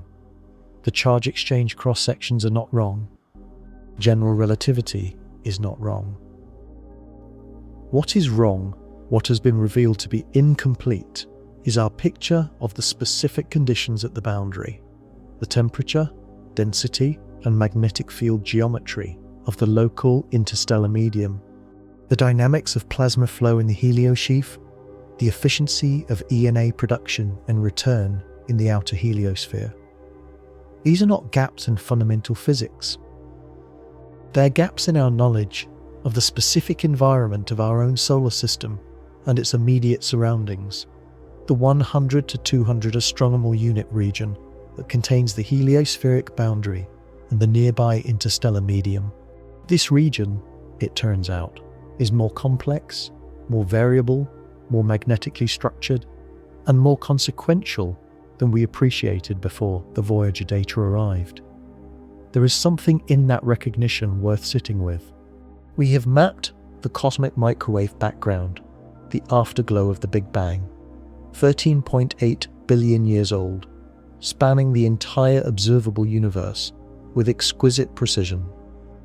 We have detected gravitational waves from colliding black holes a billion light-years away, measured the distortion in space-time they produce at a scale of less than 1,000th the diameter of a proton. We have identified the spectral signatures of water and carbon dioxide and methane in the atmospheres of planets orbiting other stars. And we had, for most of this time, a fundamentally incomplete picture of the structure of the bubble of space that surrounds us, the region immediately outside our own solar system, the closest interstellar territory to our own, the boundary between the Sun's domain and the galaxy's south. 2 spacecraft launched in 1977, built with computer memory measured in kilobytes, powered by a few hundred watts of electricity generated by the decay of radioactive plutonium, have given us our first direct knowledge of this region. Everything we know, every measurement, every anomaly, every surprise, comes from instruments that are now approaching half a century in space, maintained by engineers reading code written before many of them were born, receiving signals that take more than 22 hours to arrive at Earth, and that are 20 billion times weaker than a single Christmas tree light. The scientific return from these two spacecraft has been, by any measure, extraordinary. And it is not finished. As of the most recent mission status reports, both Voyager spacecraft are still returning science data, though the number of functioning instruments has continued to shrink as power constraints force additional shutdowns. The estimates are that one or both spacecraft will lose the ability to power science instruments sometime in the late 2020s, and that by the early 2030s, the transmissions will have degraded beyond the point where science data can be reliably extracted. When that happens, Voyager 1 will be approximately 160 to 180 astronomical units from the Sun, somewhere in the local interstellar medium, still moving outward at 17 kilometers per second. It will continue to travel in silence, carrying its golden record of human sounds and images, its messages to any civilization that might one day find it. In roughly 40,000 years, it will make a close approach, within about 1.6 light years, to the red dwarf star Gliese 445 in the constellation Camelopardalis. In 296,000 years, it will pass within about 4.3 light years of the star Ross 248. In each of these cases, close approach means something very different from everyday human experience of distance. 1.6 light years is still about 15 trillion kilometers. But by galactic standards, it is a near miss. If anything in the vicinity of these stars has the technological capacity and the curiosity to intercept an old machine travelling silently through interstellar space, they will find a gold-plated copper disc with a stylus, engraved with instructions for how to decode the sounds of a planet that was, when the machine left, alive with music and conversation, and the radio transmissions of billions of beings who had only just figured out how to leave. Whether anyone will ever find it is not a question that science can answer. But the fact that we sent it, the fact that we could send it, that we designed instruments that would still be returning data 47 years later, but we managed to fly two spacecraft past Jupiter, Saturn, Uranus, and Neptune, and then guide them to the outer boundary of the solar system and through it and into interstellar space. This is not a small thing. It is one of the most ambitious, sustained scientific enterprises in human history, and the knowledge it has returned has changed our understanding of the space we inhabit. The heliosphere we live inside is not the simple, stable, textbook bubble we thought it was. It is dynamic, asymmetric, hotter on the outside than expected, shaped by forces that are still not fully characterized, and boundary defined by structures: the termination shock, the heliosheath, the heliopause, the possible outer heliosheath, each of which turned out to be stranger, more complex, and more scientifically productive than the models predicted. The local interstellar medium on the other side of the heliopauses is warmer than expected, magnetically oriented differently than remote observations suggested, and producing a ribbon of energetic neutral atoms whose explanation is still contested. The shape of the heliosphere itself, whether it is a comet or a crescent, is still debated. These are not embarrassments. They are the normal result of going somewhere for the first time and measuring what is actually there, rather than what theory predicted would be there. The history of science is full of exactly this kind of surprise. The universe is more complicated in its details than any model built from first principles alone. The models are not wrong at the level of fundamental physics. They are incomplete at the level of specific conditions. And that incompleteness is what drives the next generation of research. New simulations, new analysis, new missions, new instruments, new ideas. The Voyager anomalies are an invitation. They describe, with the precision of direct measurement, the boundaries of what we know. They mark the edge not just of the solar system, but of our current understanding, and they point, with equal precision, toward what we need to learn next.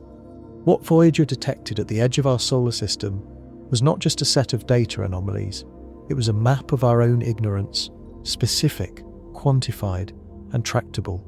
In science, that is not a problem. That is a beginning.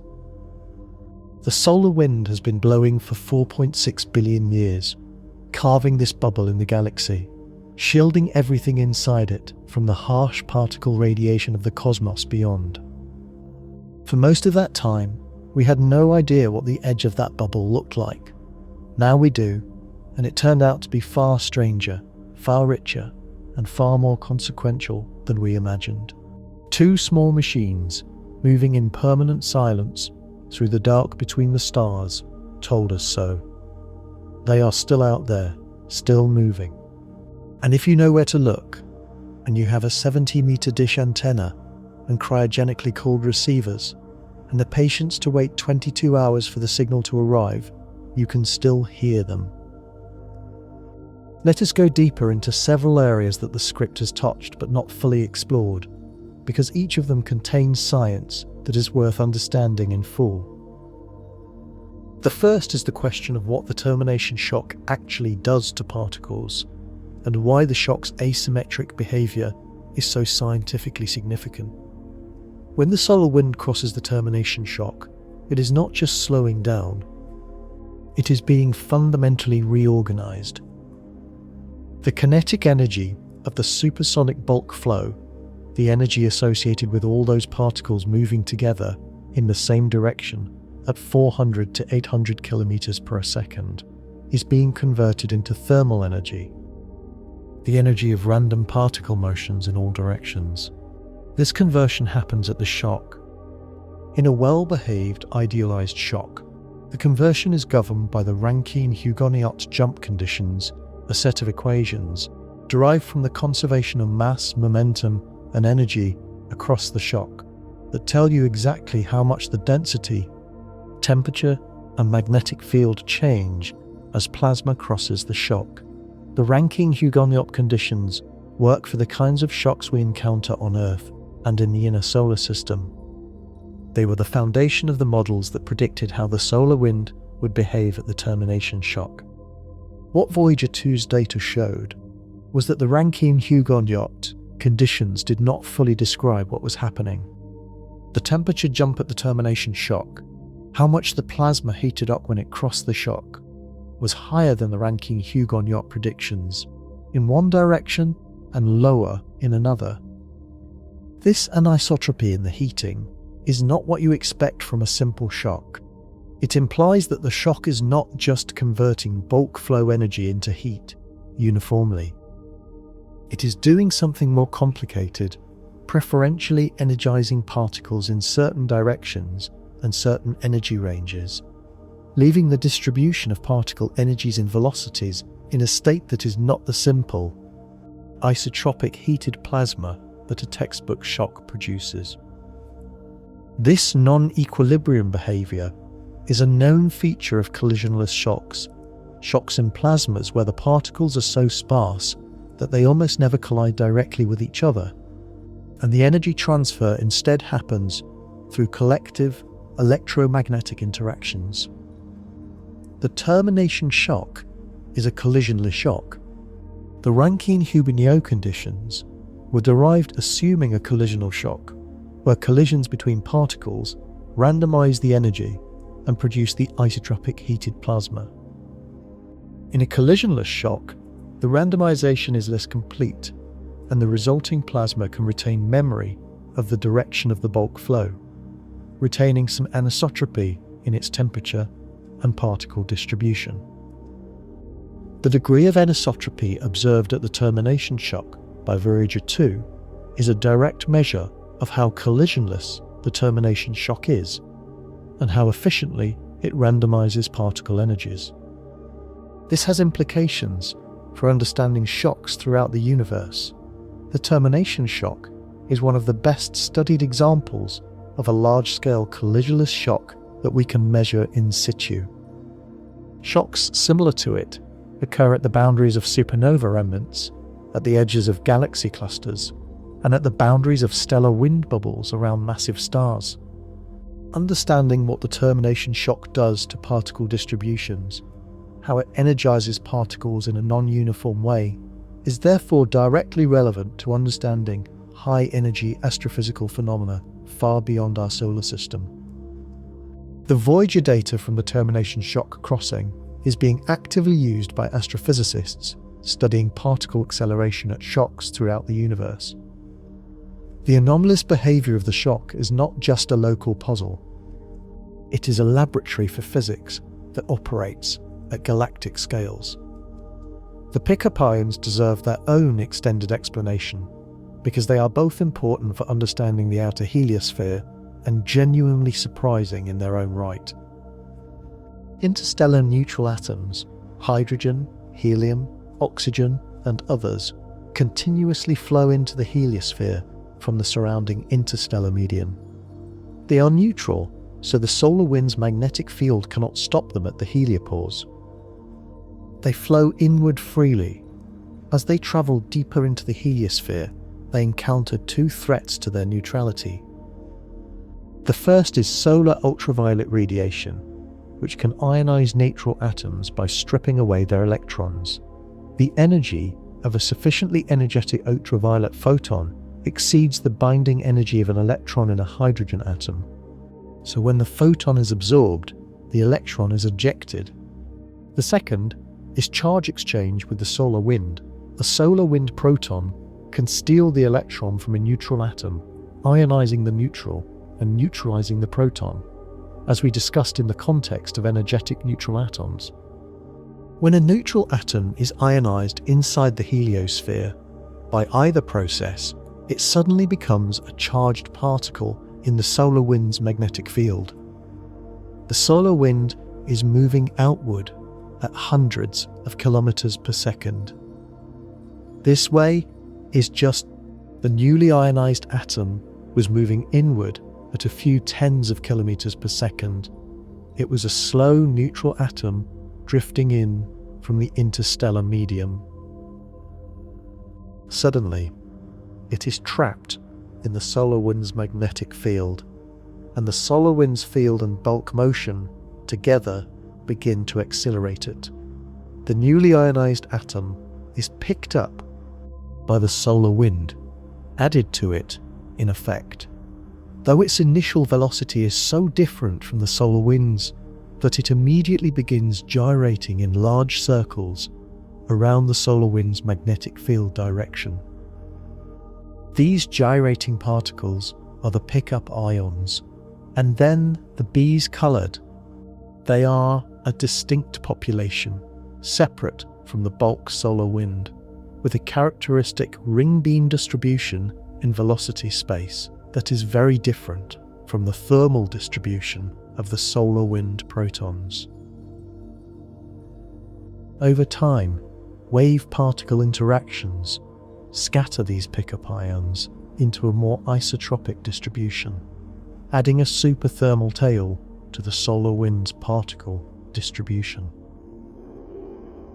By the time the solar wind reaches the termination shock, perhaps 5 to 20% of the total particle pressure is contributed not by the original solar wind particles, but by these pickup ions that have accumulated during the wind's transit across the entire solar system. At the termination shock, pickup ions are preferentially accelerated. Because they already have higher energies than the bulk solar wind particles, they are already in that super thermal tail. They are more efficiently energized by the shock's electric fields. The result is that the post-shock heliosheath contains an anomalous component of energetic particles called anomalous cosmic rays that are actually ionized interstellar atoms that entered the heliosheath, got picked up by the solar wind, and then got accelerated at the termination shock to energies in the range of tens to hundreds of MeV per nucleon. These anomalous cosmic rays are one of the more elegant phenomena in heliospheric physics. They are interstellar material that has been processed by the solar wind and the termination shock and converted into high-energy particles. Their composition, the relative abundances of hydrogen, helium, oxygen, neon, and other elements, reflects the composition of the local interstellar medium, but their energies reflect the acceleration processes at the heliospheric boundary. Measuring them gives you information about both the interstellar medium they came from and the shock that energized them. Voyager's cosmic ray subsystem has been measuring anomalous cosmic rays throughout the outer heliosphere, and the detailed energy spectra and composition of these particles has been one of the important datasets for understanding both the interstellar medium composition and the termination shock's particle acceleration physics. There is something that has not been mentioned yet that deserves careful attention: the role of magnetic reconnection in the heliospheric boundary region. Magnetic reconnection is a process by which magnetic field lines of opposite polarity, when brought into close proximity in a conducting plasma, can break and reconnect in a new configuration, releasing stored magnetic energy as heat and particle kinetic energy in the process. It is the process responsible for solar flares, for the violent energy releases in the magnetospheres of planets, and for a host of other energetic phenomena throughout astrophysics. The heliospheric current sheet, the vast, wavy sheet that separates the two opposite magnetic polarities of the Sun's field as it spirals outward through the solar system, is wrapped up and compressed in the heliosheath as the solar wind slows and piles up behind the termination shock. In the heliosheath, the compression of the Parker spiral means that regions of opposite magnetic polarity are brought into close contact repeatedly because the spiral is wound so tightly. This creates conditions favourable for magnetic reconnection throughout the heliosheath. When reconnection occurs, it releases energy and can locally accelerate particles, heat plasma, and change the direction of the magnetic field. It may also create isolated magnetic structures, plasmoids, or flux ropes that are launched through the heliosheath and that carry distinct plasma populations. Some researchers have proposed that magnetic reconnection in the heliosheath contributes to the anomalous heating of the plasma there. The solar wind plasma in the heliosheath is hotter than the Rankine-Hughes-Neok shock conditions alone would predict. And reconnection is one possible source of additional heat. More speculatively, reconnection at the heliopause itself, where the solar field meets the interstellar field, could create temporary channels through which interstellar particles can stream inward or solar particles can stream outward. This reconnection at the heliopause might explain the rapid fluctuations in particle populations that Voyager 1 observed in 2011 and 2012 during the period of oscillations before the definitive heliopause crossing. If reconnection events were periodically opening channels in the heliopause, solar energetic particles could briefly escape outward and galactic cosmic rays could briefly stream inward, producing the rapid, episodic changes in particle flux that Voyager observed, without requiring the heliopause itself to physically move in and out past the spacecraft. This reconnecting-driven exchange model is an active area of research and has not been ruled out by the current data. It would mean that the heliopause is not a perfect, impenetrable barrier, that it is instead a porous boundary, frequently punctured by reconnection events, through which particles are continuously exchanged between the heliosphere and the interstellar medium in a dynamic, variable process. If this picture is correct, it has implications for the shielding effectiveness of the heliosphere. A porous heliopause, one that allows galactic cosmic rays to stream in through reconnection channels, provides less shielding than the simple models that treat the heliopause as a complete barrier. The actual cosmic ray dose reaching Earth's location would be somewhat higher, on average, than the model with a perfectly impenetrable heliopause predicts. By how much is not well constrained. But it adds another layer of complexity to the already complicated picture of how the heliosphere protects the inner solar system. The engineering story of the Voyager mission itself is worth understanding in some depth, because it provides context for why the anomalies are as difficult to resolve as they are, and because it is, in its own right, one of the most remarkable stories in the history of technology. When Voyager 1 and Voyager 2 were designed in the early 1970s, they were expected to operate for approximately 5 years, long enough to complete their primary mission of flying past Jupiter and Saturn.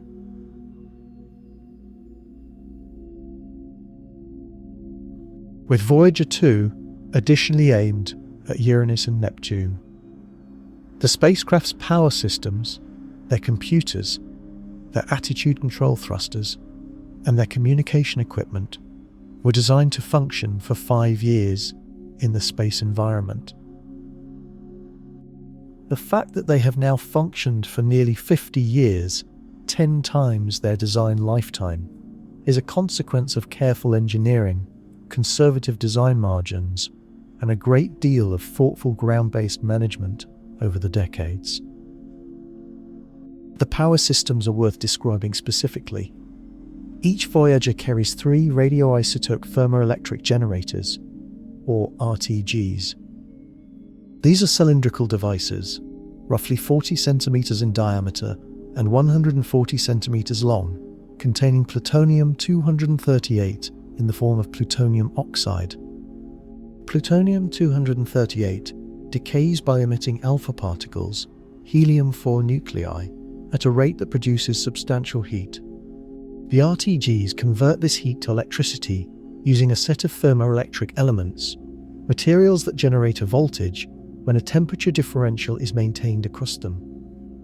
The plutonium-238 is on the hot side, space is on the cold side. The temperature differential drives a flow of electrons through the thermoelectric elements, producing electrical current. Plutonium-238 has a half-life of approximately 87.7 years, meaning that every 87.7 years, the heat production falls to half its original value. At the time of Voyager's launch, in 1977, each spacecraft's RTGs produced approximately 470 watts of electricity. By 2024, nearly 47 years later, more than half a half-life, the power output had fallen to less than 240 watts per spacecraft. The decline is steady, predictable, and irreversible. To manage this declining power supply, the Voyager mission team at JPL has progressively shut down systems that are no longer essential and reduced power consumption wherever possible. Heaters for instruments have been turned off, allowing parts of the spacecraft to fall to temperatures far below their original design range, and finding, in many cases, that the instruments continue to function despite temperatures they were never tested at.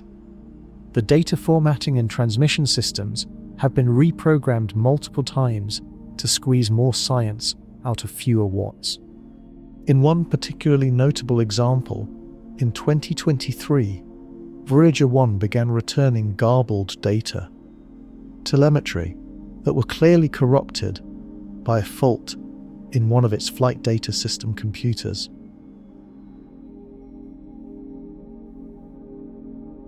Mission engineers spent months analyzing the problem, eventually identifying that a single memory chip, one of several hundred kilobytes of onboard memory, had malfunctioned, causing the computer to continuously read a corrupted segment of code.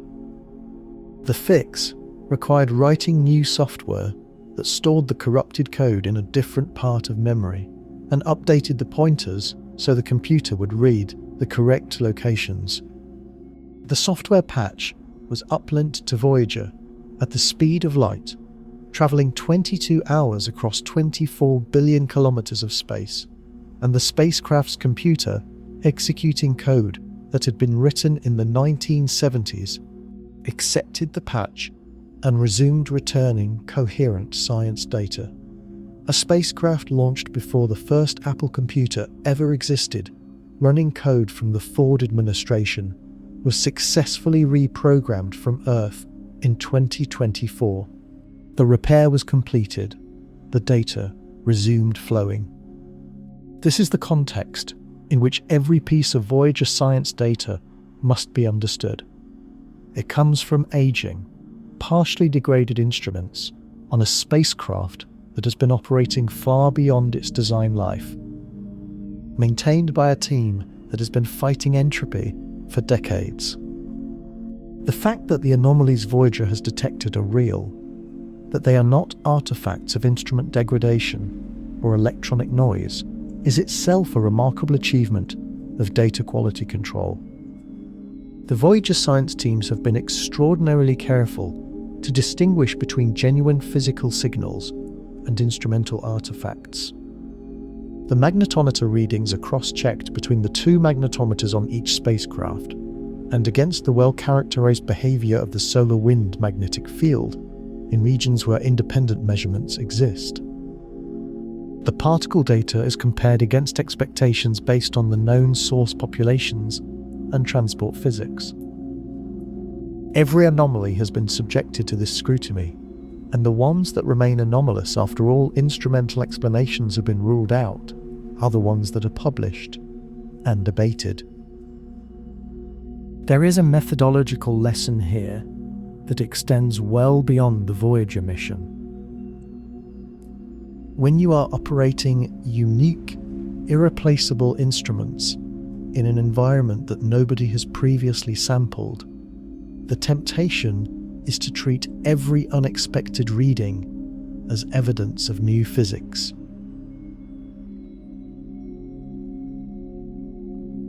The Voyager teams have generally resisted this temptation admirably. The Pioneer anomaly, by contrast, was a case where an unexpected signal was initially assumed to be new physics when it was actually an unmodelled instrumental effect.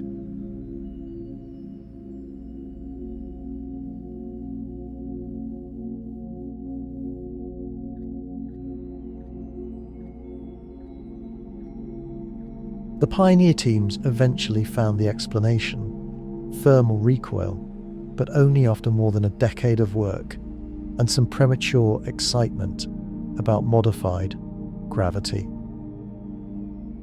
The Voyager teams, having learned from the Pioneer experience and having invested heavily in understanding the thermal and electrical behavior of their spacecraft, have been more conservative. The anomalies that they report as genuine physical phenomena are anomalies that have survived extensive instrumental artifact analysis. They are real, and they are not explained. One question that comes up whenever these anomalies are discussed is, could some of them be connected to dark matter? The answer is almost certainly not in any direct way, but the question is worth addressing because it illustrates both the reach of scientific curiosity, where the reach of science is by some sentiment to scientifically prove them and take them back to something like back matter. Dark matter is the name given to the unknown substance or phenomenon responsible for the gravitational effects observed in galaxies, galaxy clusters, and the large-scale structure of the universe. These effects, galaxies rotating too fast for the visible matter to account for, gravitational lensing stronger than visible matter would produce, the clustering of galaxies into the observed large-scale structure, require the presence of additional mass that does not emit, absorb, or reflect light. Whatever dark matter is, it exists in enormous quantities, approximately 5 times more mass equivalent in dark matter than in ordinary matter in the universe. But in the solar system's immediate neighborhood, the density of dark matter is extremely low. It is spread across galactic scales, not concentrated in planetary systems. Any dark matter particle or field that interacts with Voyager's instruments would do so at a rate determined by this local density, which is far too low to produce the effects Voyager has observed in its heliospheric data. The anomalies Voyager has detected, the hot interstellar plasma, the rotated magnetic field, the stagnating solar wind, all have conventional plasma physics explanations that are currently incomplete but are clearly on the right track. None of them require dark matter as an explanation. The Pioneer anomaly did briefly attract speculation about dark matter as a possible cause, before Turishev's thermal analysis provided the conventional explanation. The Voyager anomalies are more definitively in the realm of plasma physics and interstellar medium science, and the researchers working on them are not invoking dark matter. The anomalies are surprising and unresolved, but they are surprising within a framework that is already very well understood, the framework of plasma physics, electromagnetism, and fluid dynamics. The gaps are in the specific conditions and geometries, not in the fundamental physics. Let us think, finally, about what all of this means at the largest possible scale. Our solar system is one of approximately 200 to 400 billion star systems in the Milky Way galaxy. Each of those stars, in all likelihood, produces a stellar wind analogous to our solar wind. Each of those stellar winds creates a stellar sphere, an astrosphere, around its star, analogous to our heliosphere. These astrospheres have been detected around a small number of nearby stars using ultraviolet and X-ray observations. They are genuine structures, physically analogous to our heliosphere, varying in size and shape with the stellar wind properties and the local interstellar environment. The stars embedded in denser interstellar environments have smaller, more compressed astrospheres. The stars in less dense environments have larger, more extended ones. Some stars, particularly massive stars with powerful stellar winds, have astrospheres thousands of astronomical units in radius, dwarfing our heliosphere. For any planet inside one of these astrospheres, the properties of its star's astrosphere determine the radiation environment it experiences. The cosmic ray flux reaching the planet's surface, and therefore the mutagenic dose delivered to any life that might exist there, depends on how effective the astrosphere is at shielding galactic cosmic rays. The effectiveness of the shield depends on the astrosphere's size and structure, which in turn depends on both the stellar wind and the local interstellar environment. This means that the habitability of a planet is not determined solely by the properties of the planet itself and its orbit around its star. It is also determined by the star's astrosphere and by the galactic environment that the star is moving through at any given time. Two planets with identical orbits, identical atmospheres, and identical compositions could have dramatically different radiation environments, and therefore different prospects for complex life. If one is inside a large, well-shielded astrosphere, and the other is inside a compressed one. This insight, which the Voyager data and the IBEX observations and the resulting detailed understanding of our own heliosphere have made concrete and quantitative, is one of the most significant contributions of heliospheric science to the broader question of life in the universe. Before we had detailed knowledge of how our own heliosphere works, the astrosphere was a secondary consideration in habitability discussions. After the Voyager anomalies and what they have revealed about heliospheric complexity, it cannot be dismissed. The search for life around other stars should include an assessment of those stars' astrospheres and galactic environments, not just their luminosities and their planets' orbital parameters. We are at the beginning of being able to make these assessments. The instruments and techniques to fully characterize astrospheres around other stars are still under development. But the conceptual framework for doing so, the understanding of what an astrosphere is, how it works, how it responds to its environment, and how it affects the planets inside it, has been built in large parts by the Voyager mission and its associated science programs. 2 spacecraft that were launched to take pictures of Jupiter and Saturn have, in the decades since, helped reshape the scientific understanding of what makes a star system habitable and what the galaxy looks like from the perspective of the life that might evolve inside it. There is one more thing worth saying about the current state of the Voyager mission, because it speaks to something that goes beyond the science and into the nature of the Enterprise itself. Both Voyager spacecraft are failing. Not catastrophically, not suddenly, but slowly, inevitably, in the way that all machines eventually fail when they are used long enough and far enough from the possibility of repair. The power is declining by about 4 watts per year. The attitude control thrusters, tiny rocket nozzles that keep the spacecraft pointed toward Earth so its antenna can transmit, are gradually clogging with residue from decades of use.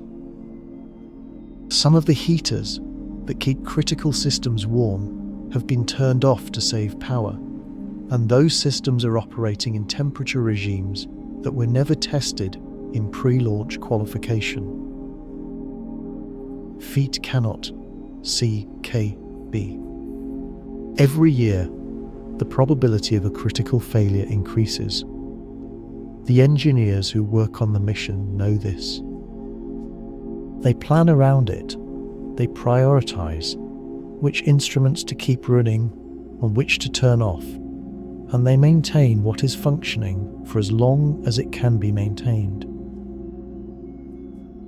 When the science data finally stops, when the last faint signal from Voyager 1 or Voyager 2 falls below the threshold of detectability, or when a critical system fails and the transmission ceases, it will be the end of the most extended in situ scientific investigation in history.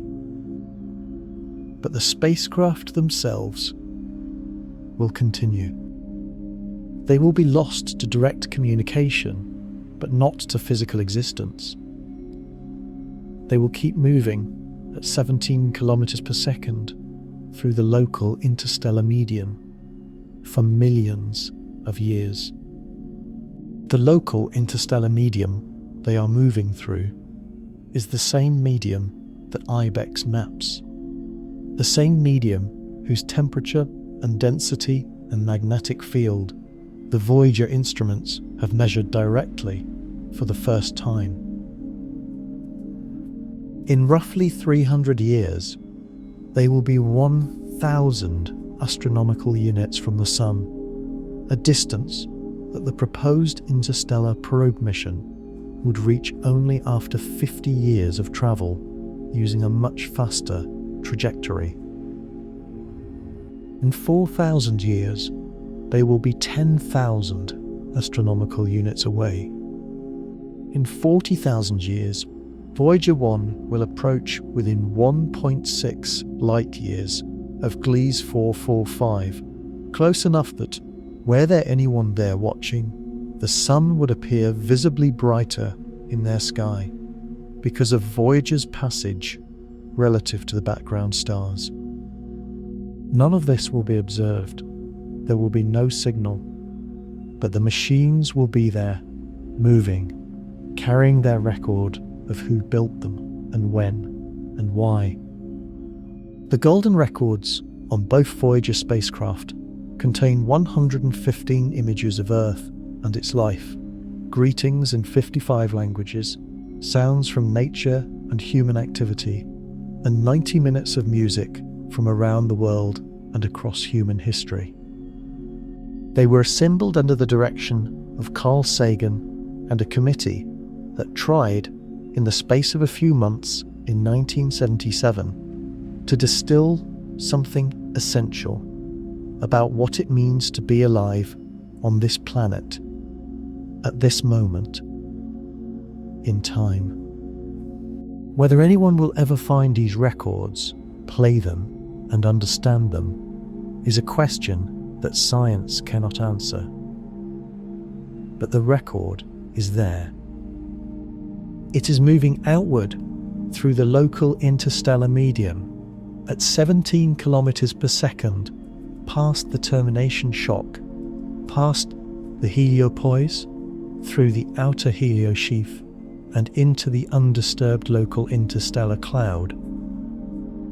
Through the same space whose properties have been so surprising and so incompletely understood, carrying a message from a civilization that was, when it sent these machines, just barely old enough to reach the edge of its own solar system. The anomalies that Voyager found at the edge of the solar system are not a failure of understanding. They're a record of where understanding stops and the unknown begins. They are precise, quantified, and demanding of explanation. They have already driven new science, new models, new missions planned and proposed, and a substantial revision of the textbook picture of the heliospheric boundary. They will continue to drive science long after the signals have stopped. The data that Voyager has returned, including all the anomalous, surprising, muddle-breaking data, will be analysed and reanalysed for decades by researchers using computational tools and theoretical frameworks that do not yet exist. Some of the anomalies will be explained. Some explanations will require new measurements that only a future mission can provide. And some, perhaps, will turn out to point towards something genuinely new in our understanding of how plasma behaves at boundaries, how magnetic fields are organized in the local interstellar medium, or how stellar systems interact with the galaxy they are embedded in. Every civilization that has ever looked up at the sky has wondered what lies beyond the horizon, beyond the ocean, beyond the mountains, beyond the atmosphere, beyond the planets. For most of human history, beyond was inaccessible, a subject for speculation and mythology and poetry, not for measurement and data and equations. We are the first civilization, as far as we know, that has actually sent something beyond the solar system. Not a signal, not an electromagnetic pulse, but a physical object, a machine built by human hands, carrying human knowledge and human art, moving through interstellar space, measuring as it goes. The measurements are strange. The anomalies are real. The questions are open. And the answers, when they come, will be built on the foundation of data returned by two small spacecraft that were supposed to last 5 years and have lasted 50. that were built to study Jupiter and Saturn and ended up crossing the boundary of the solar system and telling us, for the first time, what is actually out there. It is stranger than we thought. It is more complex, more variable, more magnetically structured, and more dynamically connected to the surrounding galaxy than any of the pre-Voyager models predicted. The heliosphere that protects us is not a simple bubble. It is a living, breathing, asymmetric, constantly changing interface between our Sun and the universe beyond.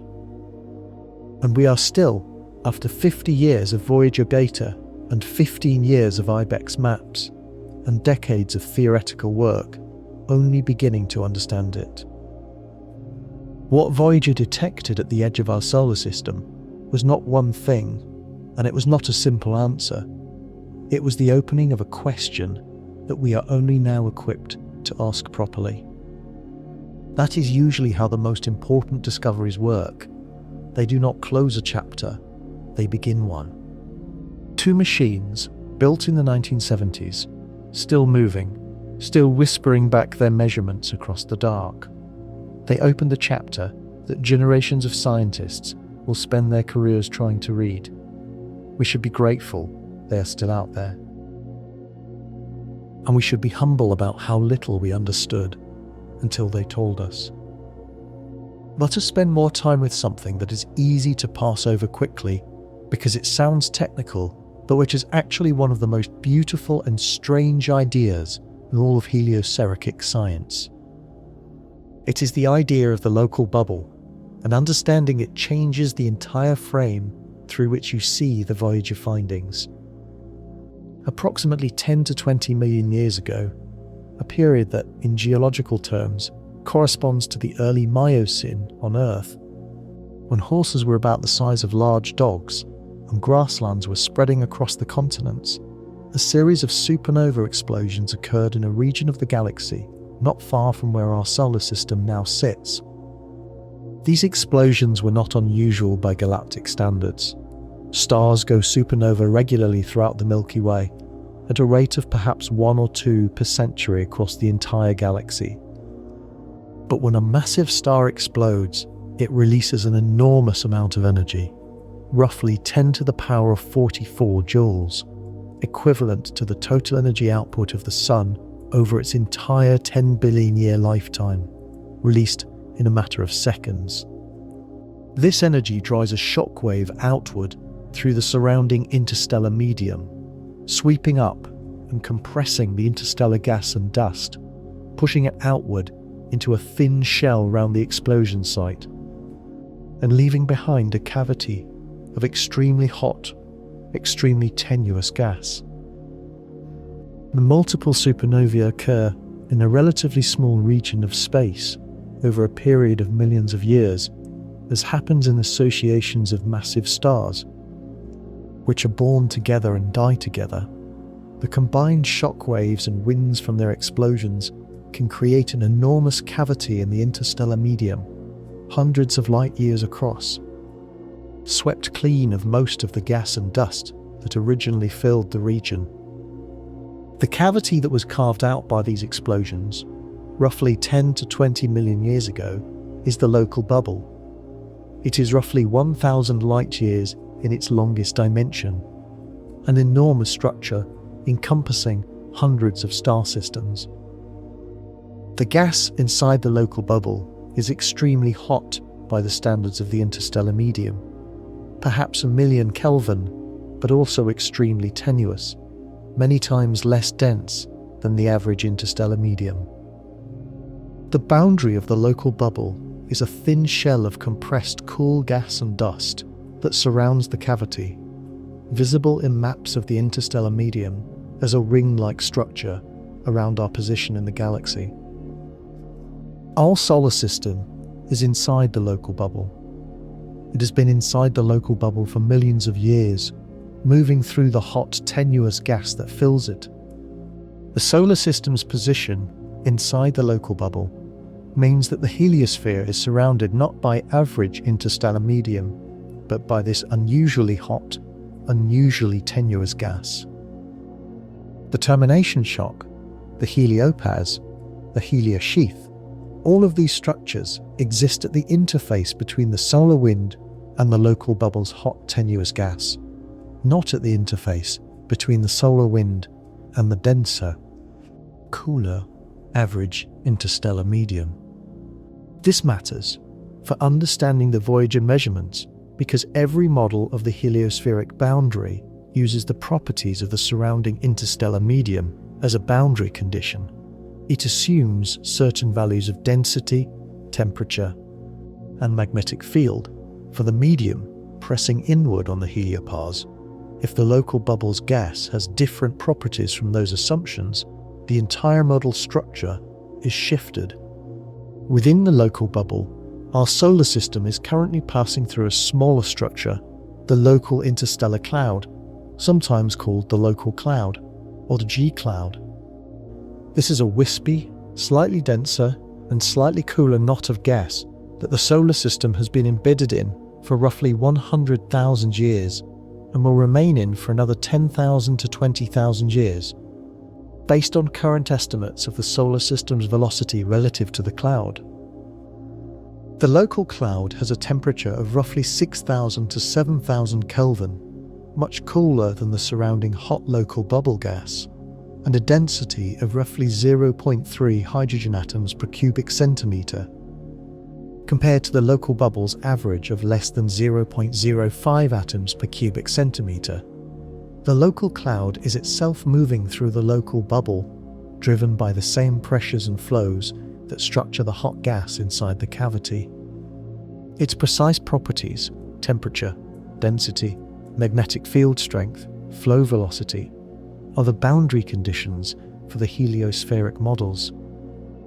And Voyager 2's direct measurement of a plasma temperature of 30,000 to 50,000 Kelvin, just outside the heliopause, is inconsistent with the 6,000 to 7,000 Kelvin that the local cloud's neutral gas temperature implies for its ionized component.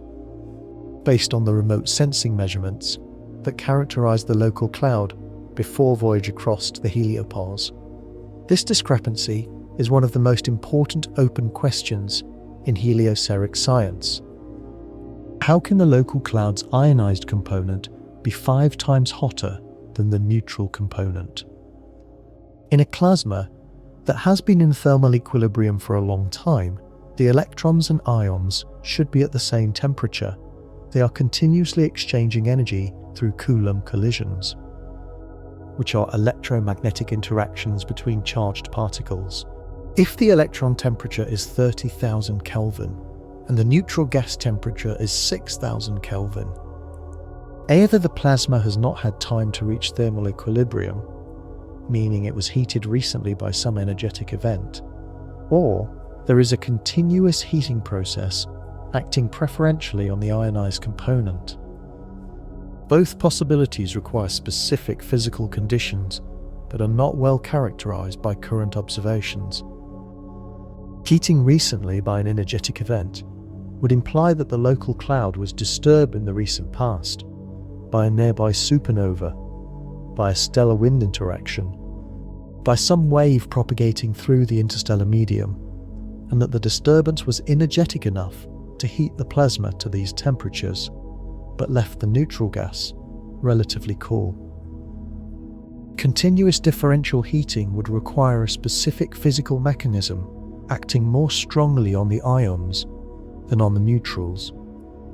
Neither explanation is obviously wrong, and neither is obviously right. Both are being explored in the current literature. The local bubble and local cloud context also shapes how we should interpret the Ibex ribbon and the Voyager magnetic field measurements.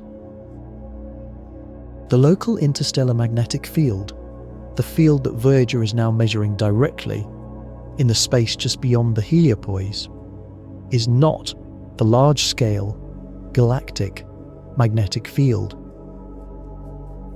It is the field local to the local cloud, shaped by the history of the local cloud's formation and its subsequent motion through the local bubble.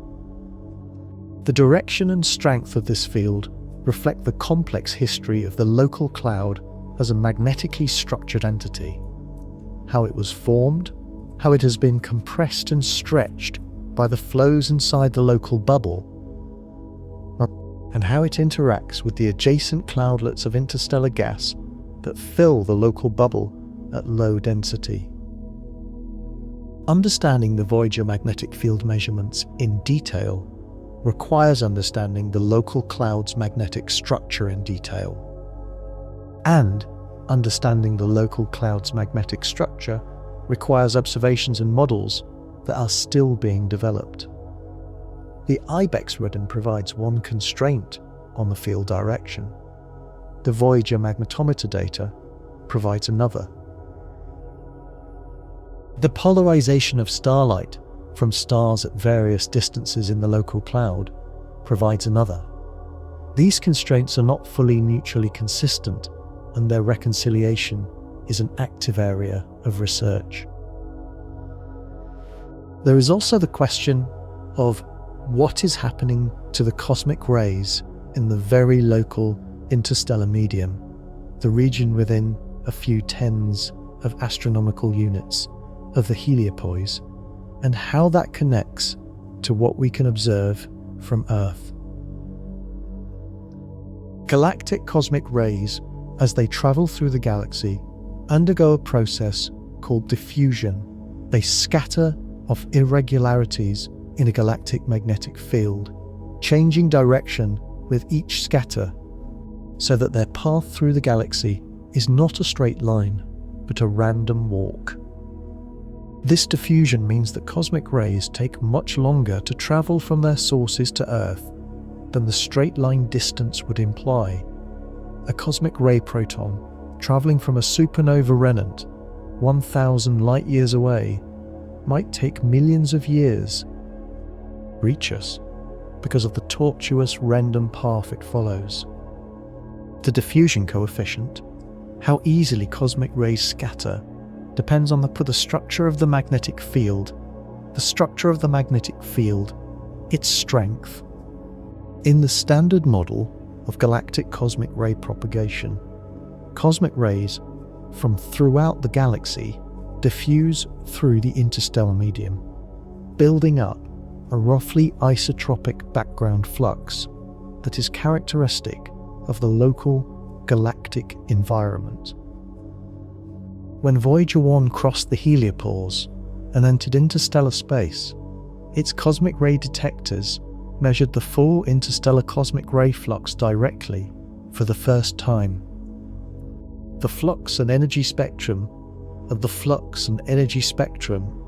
galactic cosmic rays at low a few hundred MeV per nucleon that Voyager measured is different from the model's predictions for the flux in the undisturbed local interstellar medium.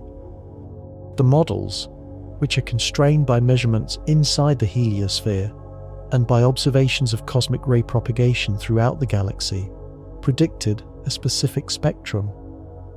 The measurements show a spectrum that is enhanced at low energies. More low-energy cosmic rays are present in the local interstellar medium than the standard diffusion models predicted. This low-energy enhancement is important for several reasons. Low-energy cosmic rays are particularly effective at ionizing the atoms in molecular clouds, the dense, cold regions of the interstellar medium where stars fall. The ionization rate of molecular clouds affects their chemistry, their ability to cool and collapse to form new stars, and the ultimate properties of the star-forming regions. If the low-energy cosmic ray flux in the local interstellar medium is higher than models assumed, then the ionization rate in local molecular clouds is also higher, which affects local star formation rates and the chemistry of pre-stellar material.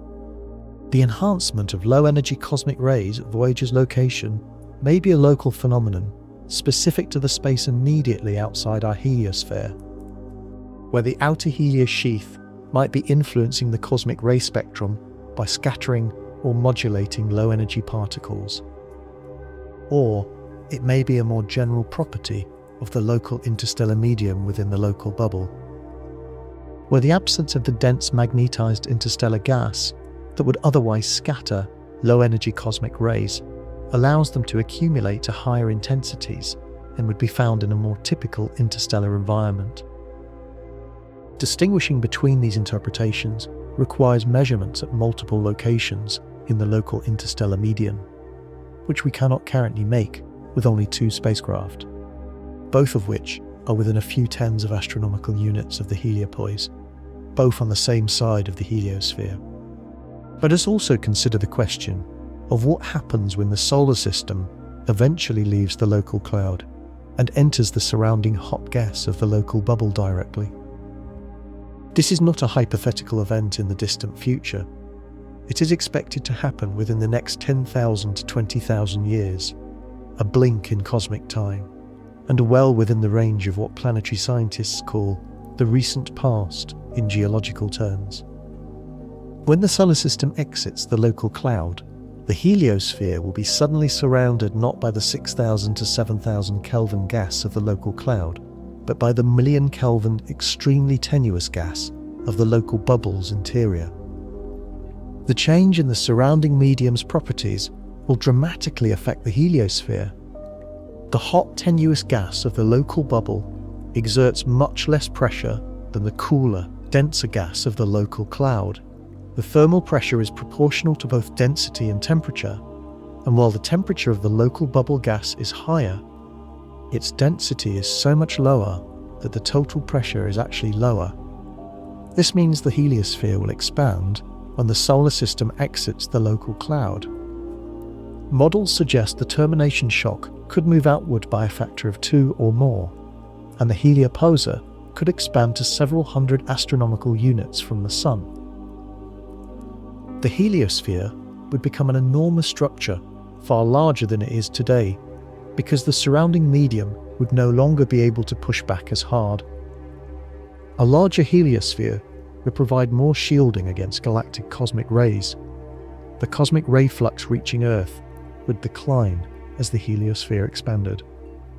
This might seem like straightforwardly good news for life on Earth, but the picture is more complex. A larger heliosphere also means a larger volume of interstellar neutral atoms flowing into the heliosphere. The influx of interstellar hydrogen and helium would increase, changing the pickup ion populations, the anomalous cosmic ray spectrum, and possibly the chemistry of the inner solar system. The interstellar neutral hydrogen that flows into the heliosphere and is eventually ionized provides a small but non-zero source of hydrogen in the inner solar system, in addition to the local hydrogen budget that might, over long periods, affect the upper atmosphere of planets. These effects are small and would not dramatically alter Earth's habitability on timescales of thousands to tens of thousands of years, but they illustrate how intimately the solar system's interior environment is coupled to the galactic environment through the mediating structure of the heliosphere.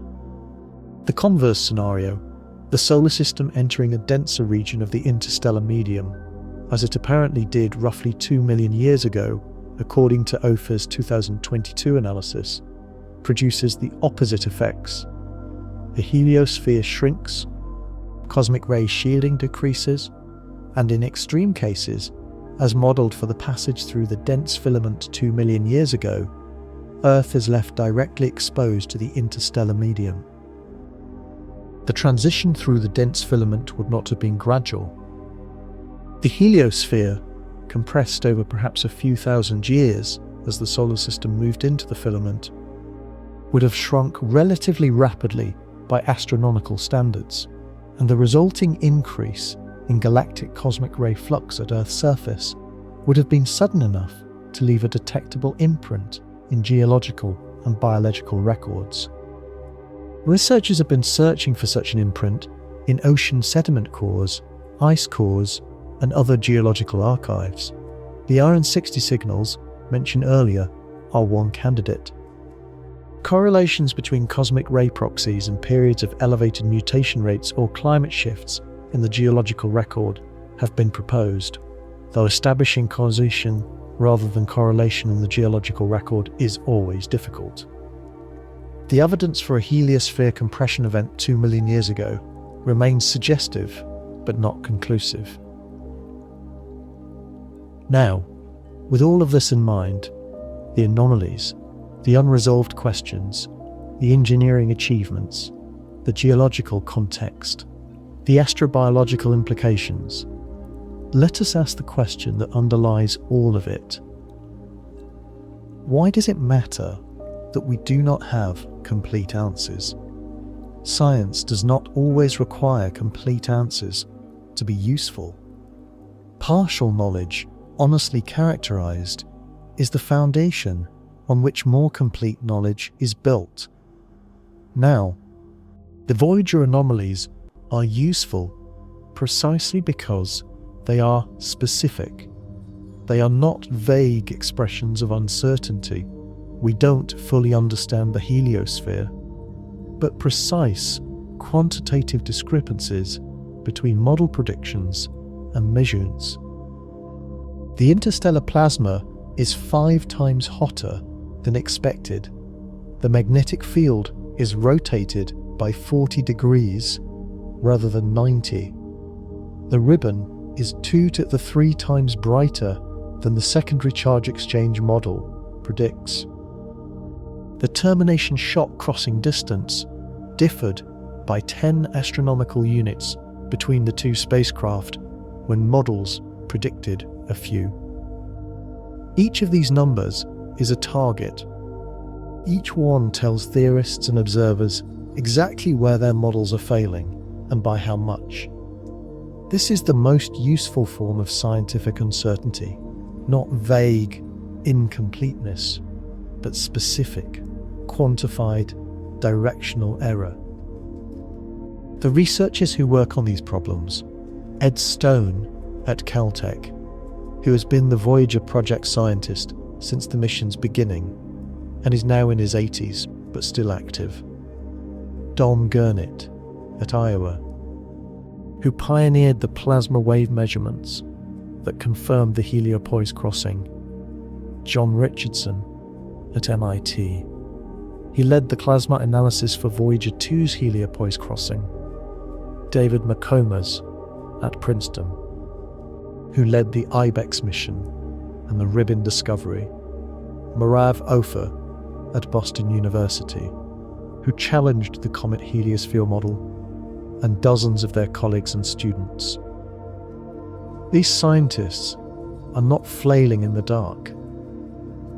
They are working at the edges of well-understood physics, in regimes where the conditions are extreme and the measurements are difficult and the models are necessarily simplified. The anomalies they have found are producing new physics. Not new fundamental physics, not new particles or forces, but new understanding of how known physics operates in conditions that have never before been directly measured. This kind of science is, in a practical sense, the most productive kind. It connects theory to measurement, reveals the boundaries of existing models, and points directly at the missing ingredients. What is missing, in broad terms, is a detailed 3-dimensional picture of the local interstellar medium at the scale of the heliosphere. We have 2 data points, Voyager 1 and Voyager 2, both on the leading side of the heliosphere, both within a few tens of astronomical units of the heliopause. We have an all-sky map from IBEX that integrates the emission over the entire heliosiph depth and therefore does not separate the contributions from different distances within the heliosiph. We have remote sensing measurements of the local interstellar magnetic field that give ambiguous or conflicting results depending on the method used. We have theoretical models that reproduce some aspects of the data, but not all. What we need is more data points, more spacecraft, at different positions around the heliosphere, with modern instruments capable of making the measurements that Voyager's 50-year-old instruments cannot. The interstellar probe concept is the most comprehensive proposal for obtaining this data, but it requires the kind of long-term institutional commitment and funding that large space missions demand. The scientific community has made its case. The rest is, as it so often is, a question of priorities and resources. In the meantime, the data from Voyager continues to be analysed. New papers continue to be published using Voyager measurements, often combined with IBEX data or with new theoretical simulations that chip away at the anomalies one analysis at a time. This is the normal, unglamorous work of science, not a single dramatic breakthrough, but a sustained accumulation of understanding, each paper adding a small piece to a large puzzle, each analysis ruling out one possible explanation or constraining one parameter or establishing one relationship between variables. The drama is in the big picture: the termination shock crossing, the heliopause entry, the stagnating solar wind, the mysterious ribbon, but the understanding is in the details, built up paper by paper, year by year, from data that was collected by instruments designed in the early 1970s by engineers who could not have imagined that their work would still be producing new science 50 years later. Dear is where we have been and where we arrive. The sun blows a bubble into the galaxy, the heliosphere that surrounds and partly shields the solar system from the interstellar environment.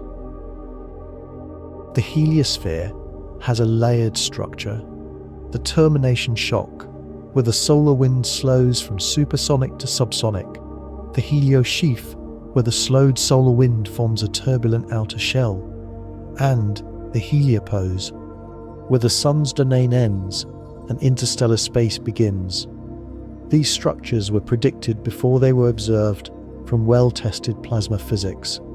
Voyager 1 and Voyager 2 launched in 1977 were the first instruments to directly cross these boundaries and measure what was there. What they found was substantially different from the predictions in several specific and important ways. The termination shock was asymmetric and decelerated plasma anisotropically. The solar wind in the heliosheath was flowing sideways, not outward. The heliospheric magnetic field was rotated 60 degrees from the Parker spiral prediction. The heliopause magnetic field rotation at crossing was smaller than expected. The interstellar plasma just outside the heliopause was 5 times hotter than models assumed. The cosmic ray spectrum in local interstellar space differs from standard galactic propagation model predictions. And IBEX revealed a bright ribbon of energetic neutral atom emission wrapping around the sky, with no fully accepted explanation 15 years after its discovery. Each of these anomalies points to specific gaps in our understanding. The interstellar magnetic field is differently oriented than remote sensing suggested. The local interstellar medium has an unexpected energy budget. The heliosheath circulation is more complex than simple models assumed.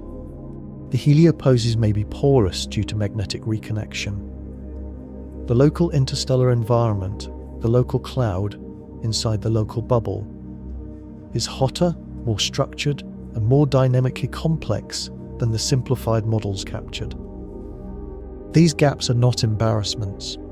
They are science working correctly, models making predictions, data testing those predictions, discrepancies pointing at incomplete assumptions, and new research working to identify and fill those gaps. The process is ongoing. The anomalies are real. The questions are open.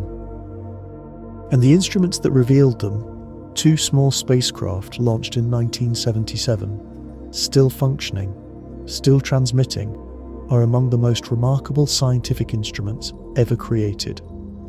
The edge of our solar system is not a quiet, well-understood boundary.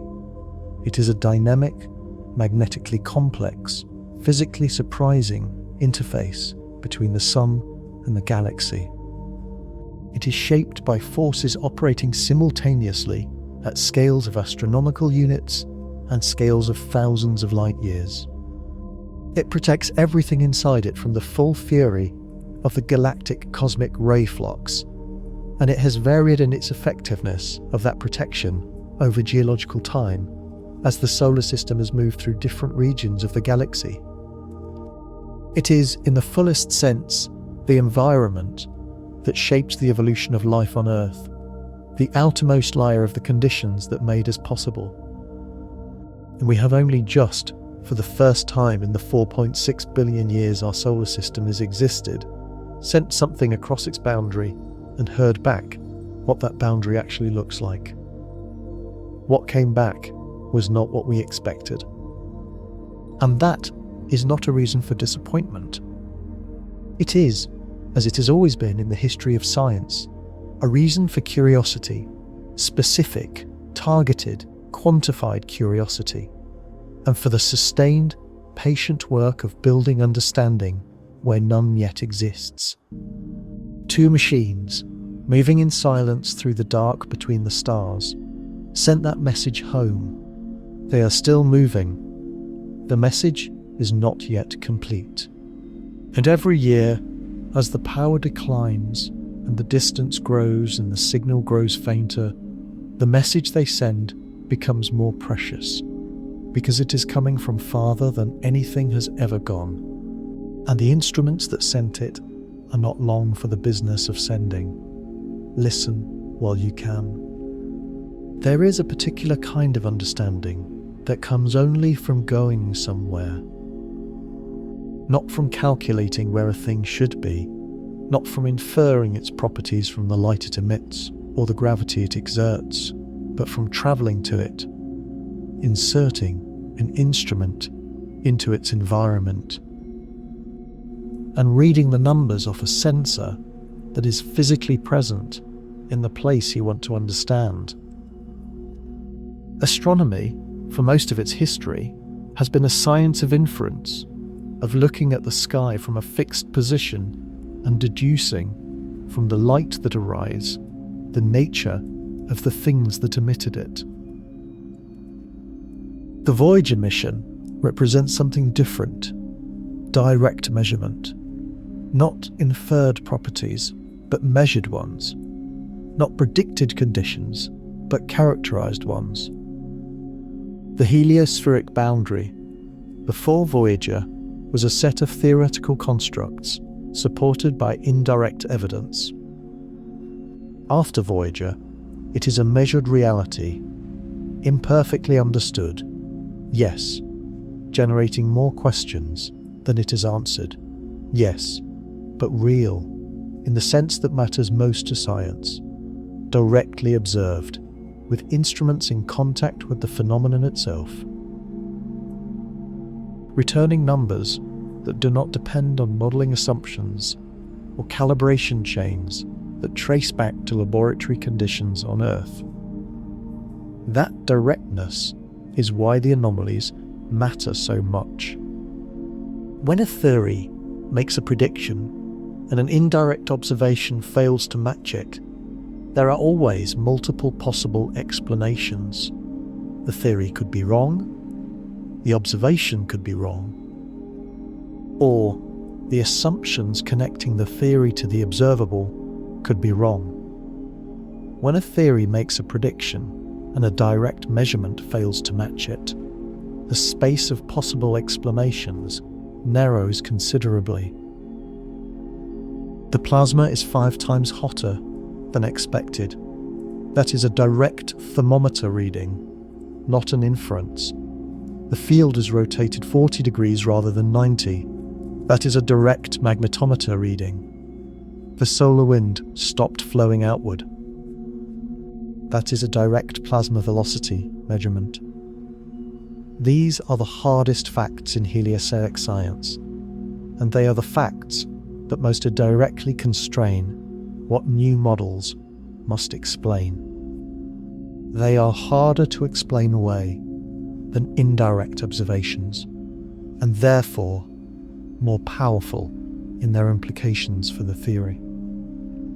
This is the full weight of what Voyager has given us. Not just the facts of the crossing, not just we crossed the termination shock at 94 AU and the heliopause at 121.7 AU, but direct, in situ measurements of conditions that no theory had correctly predicted in a region that no instrument had ever sampled, at the most remote frontier of human exploration.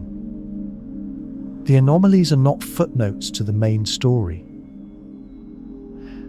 They are the main story. The expected results would have been confirming. The unexpected results are genuinely new knowledge that changes how we build the next generation of models and the next generation of missions. Oh my God.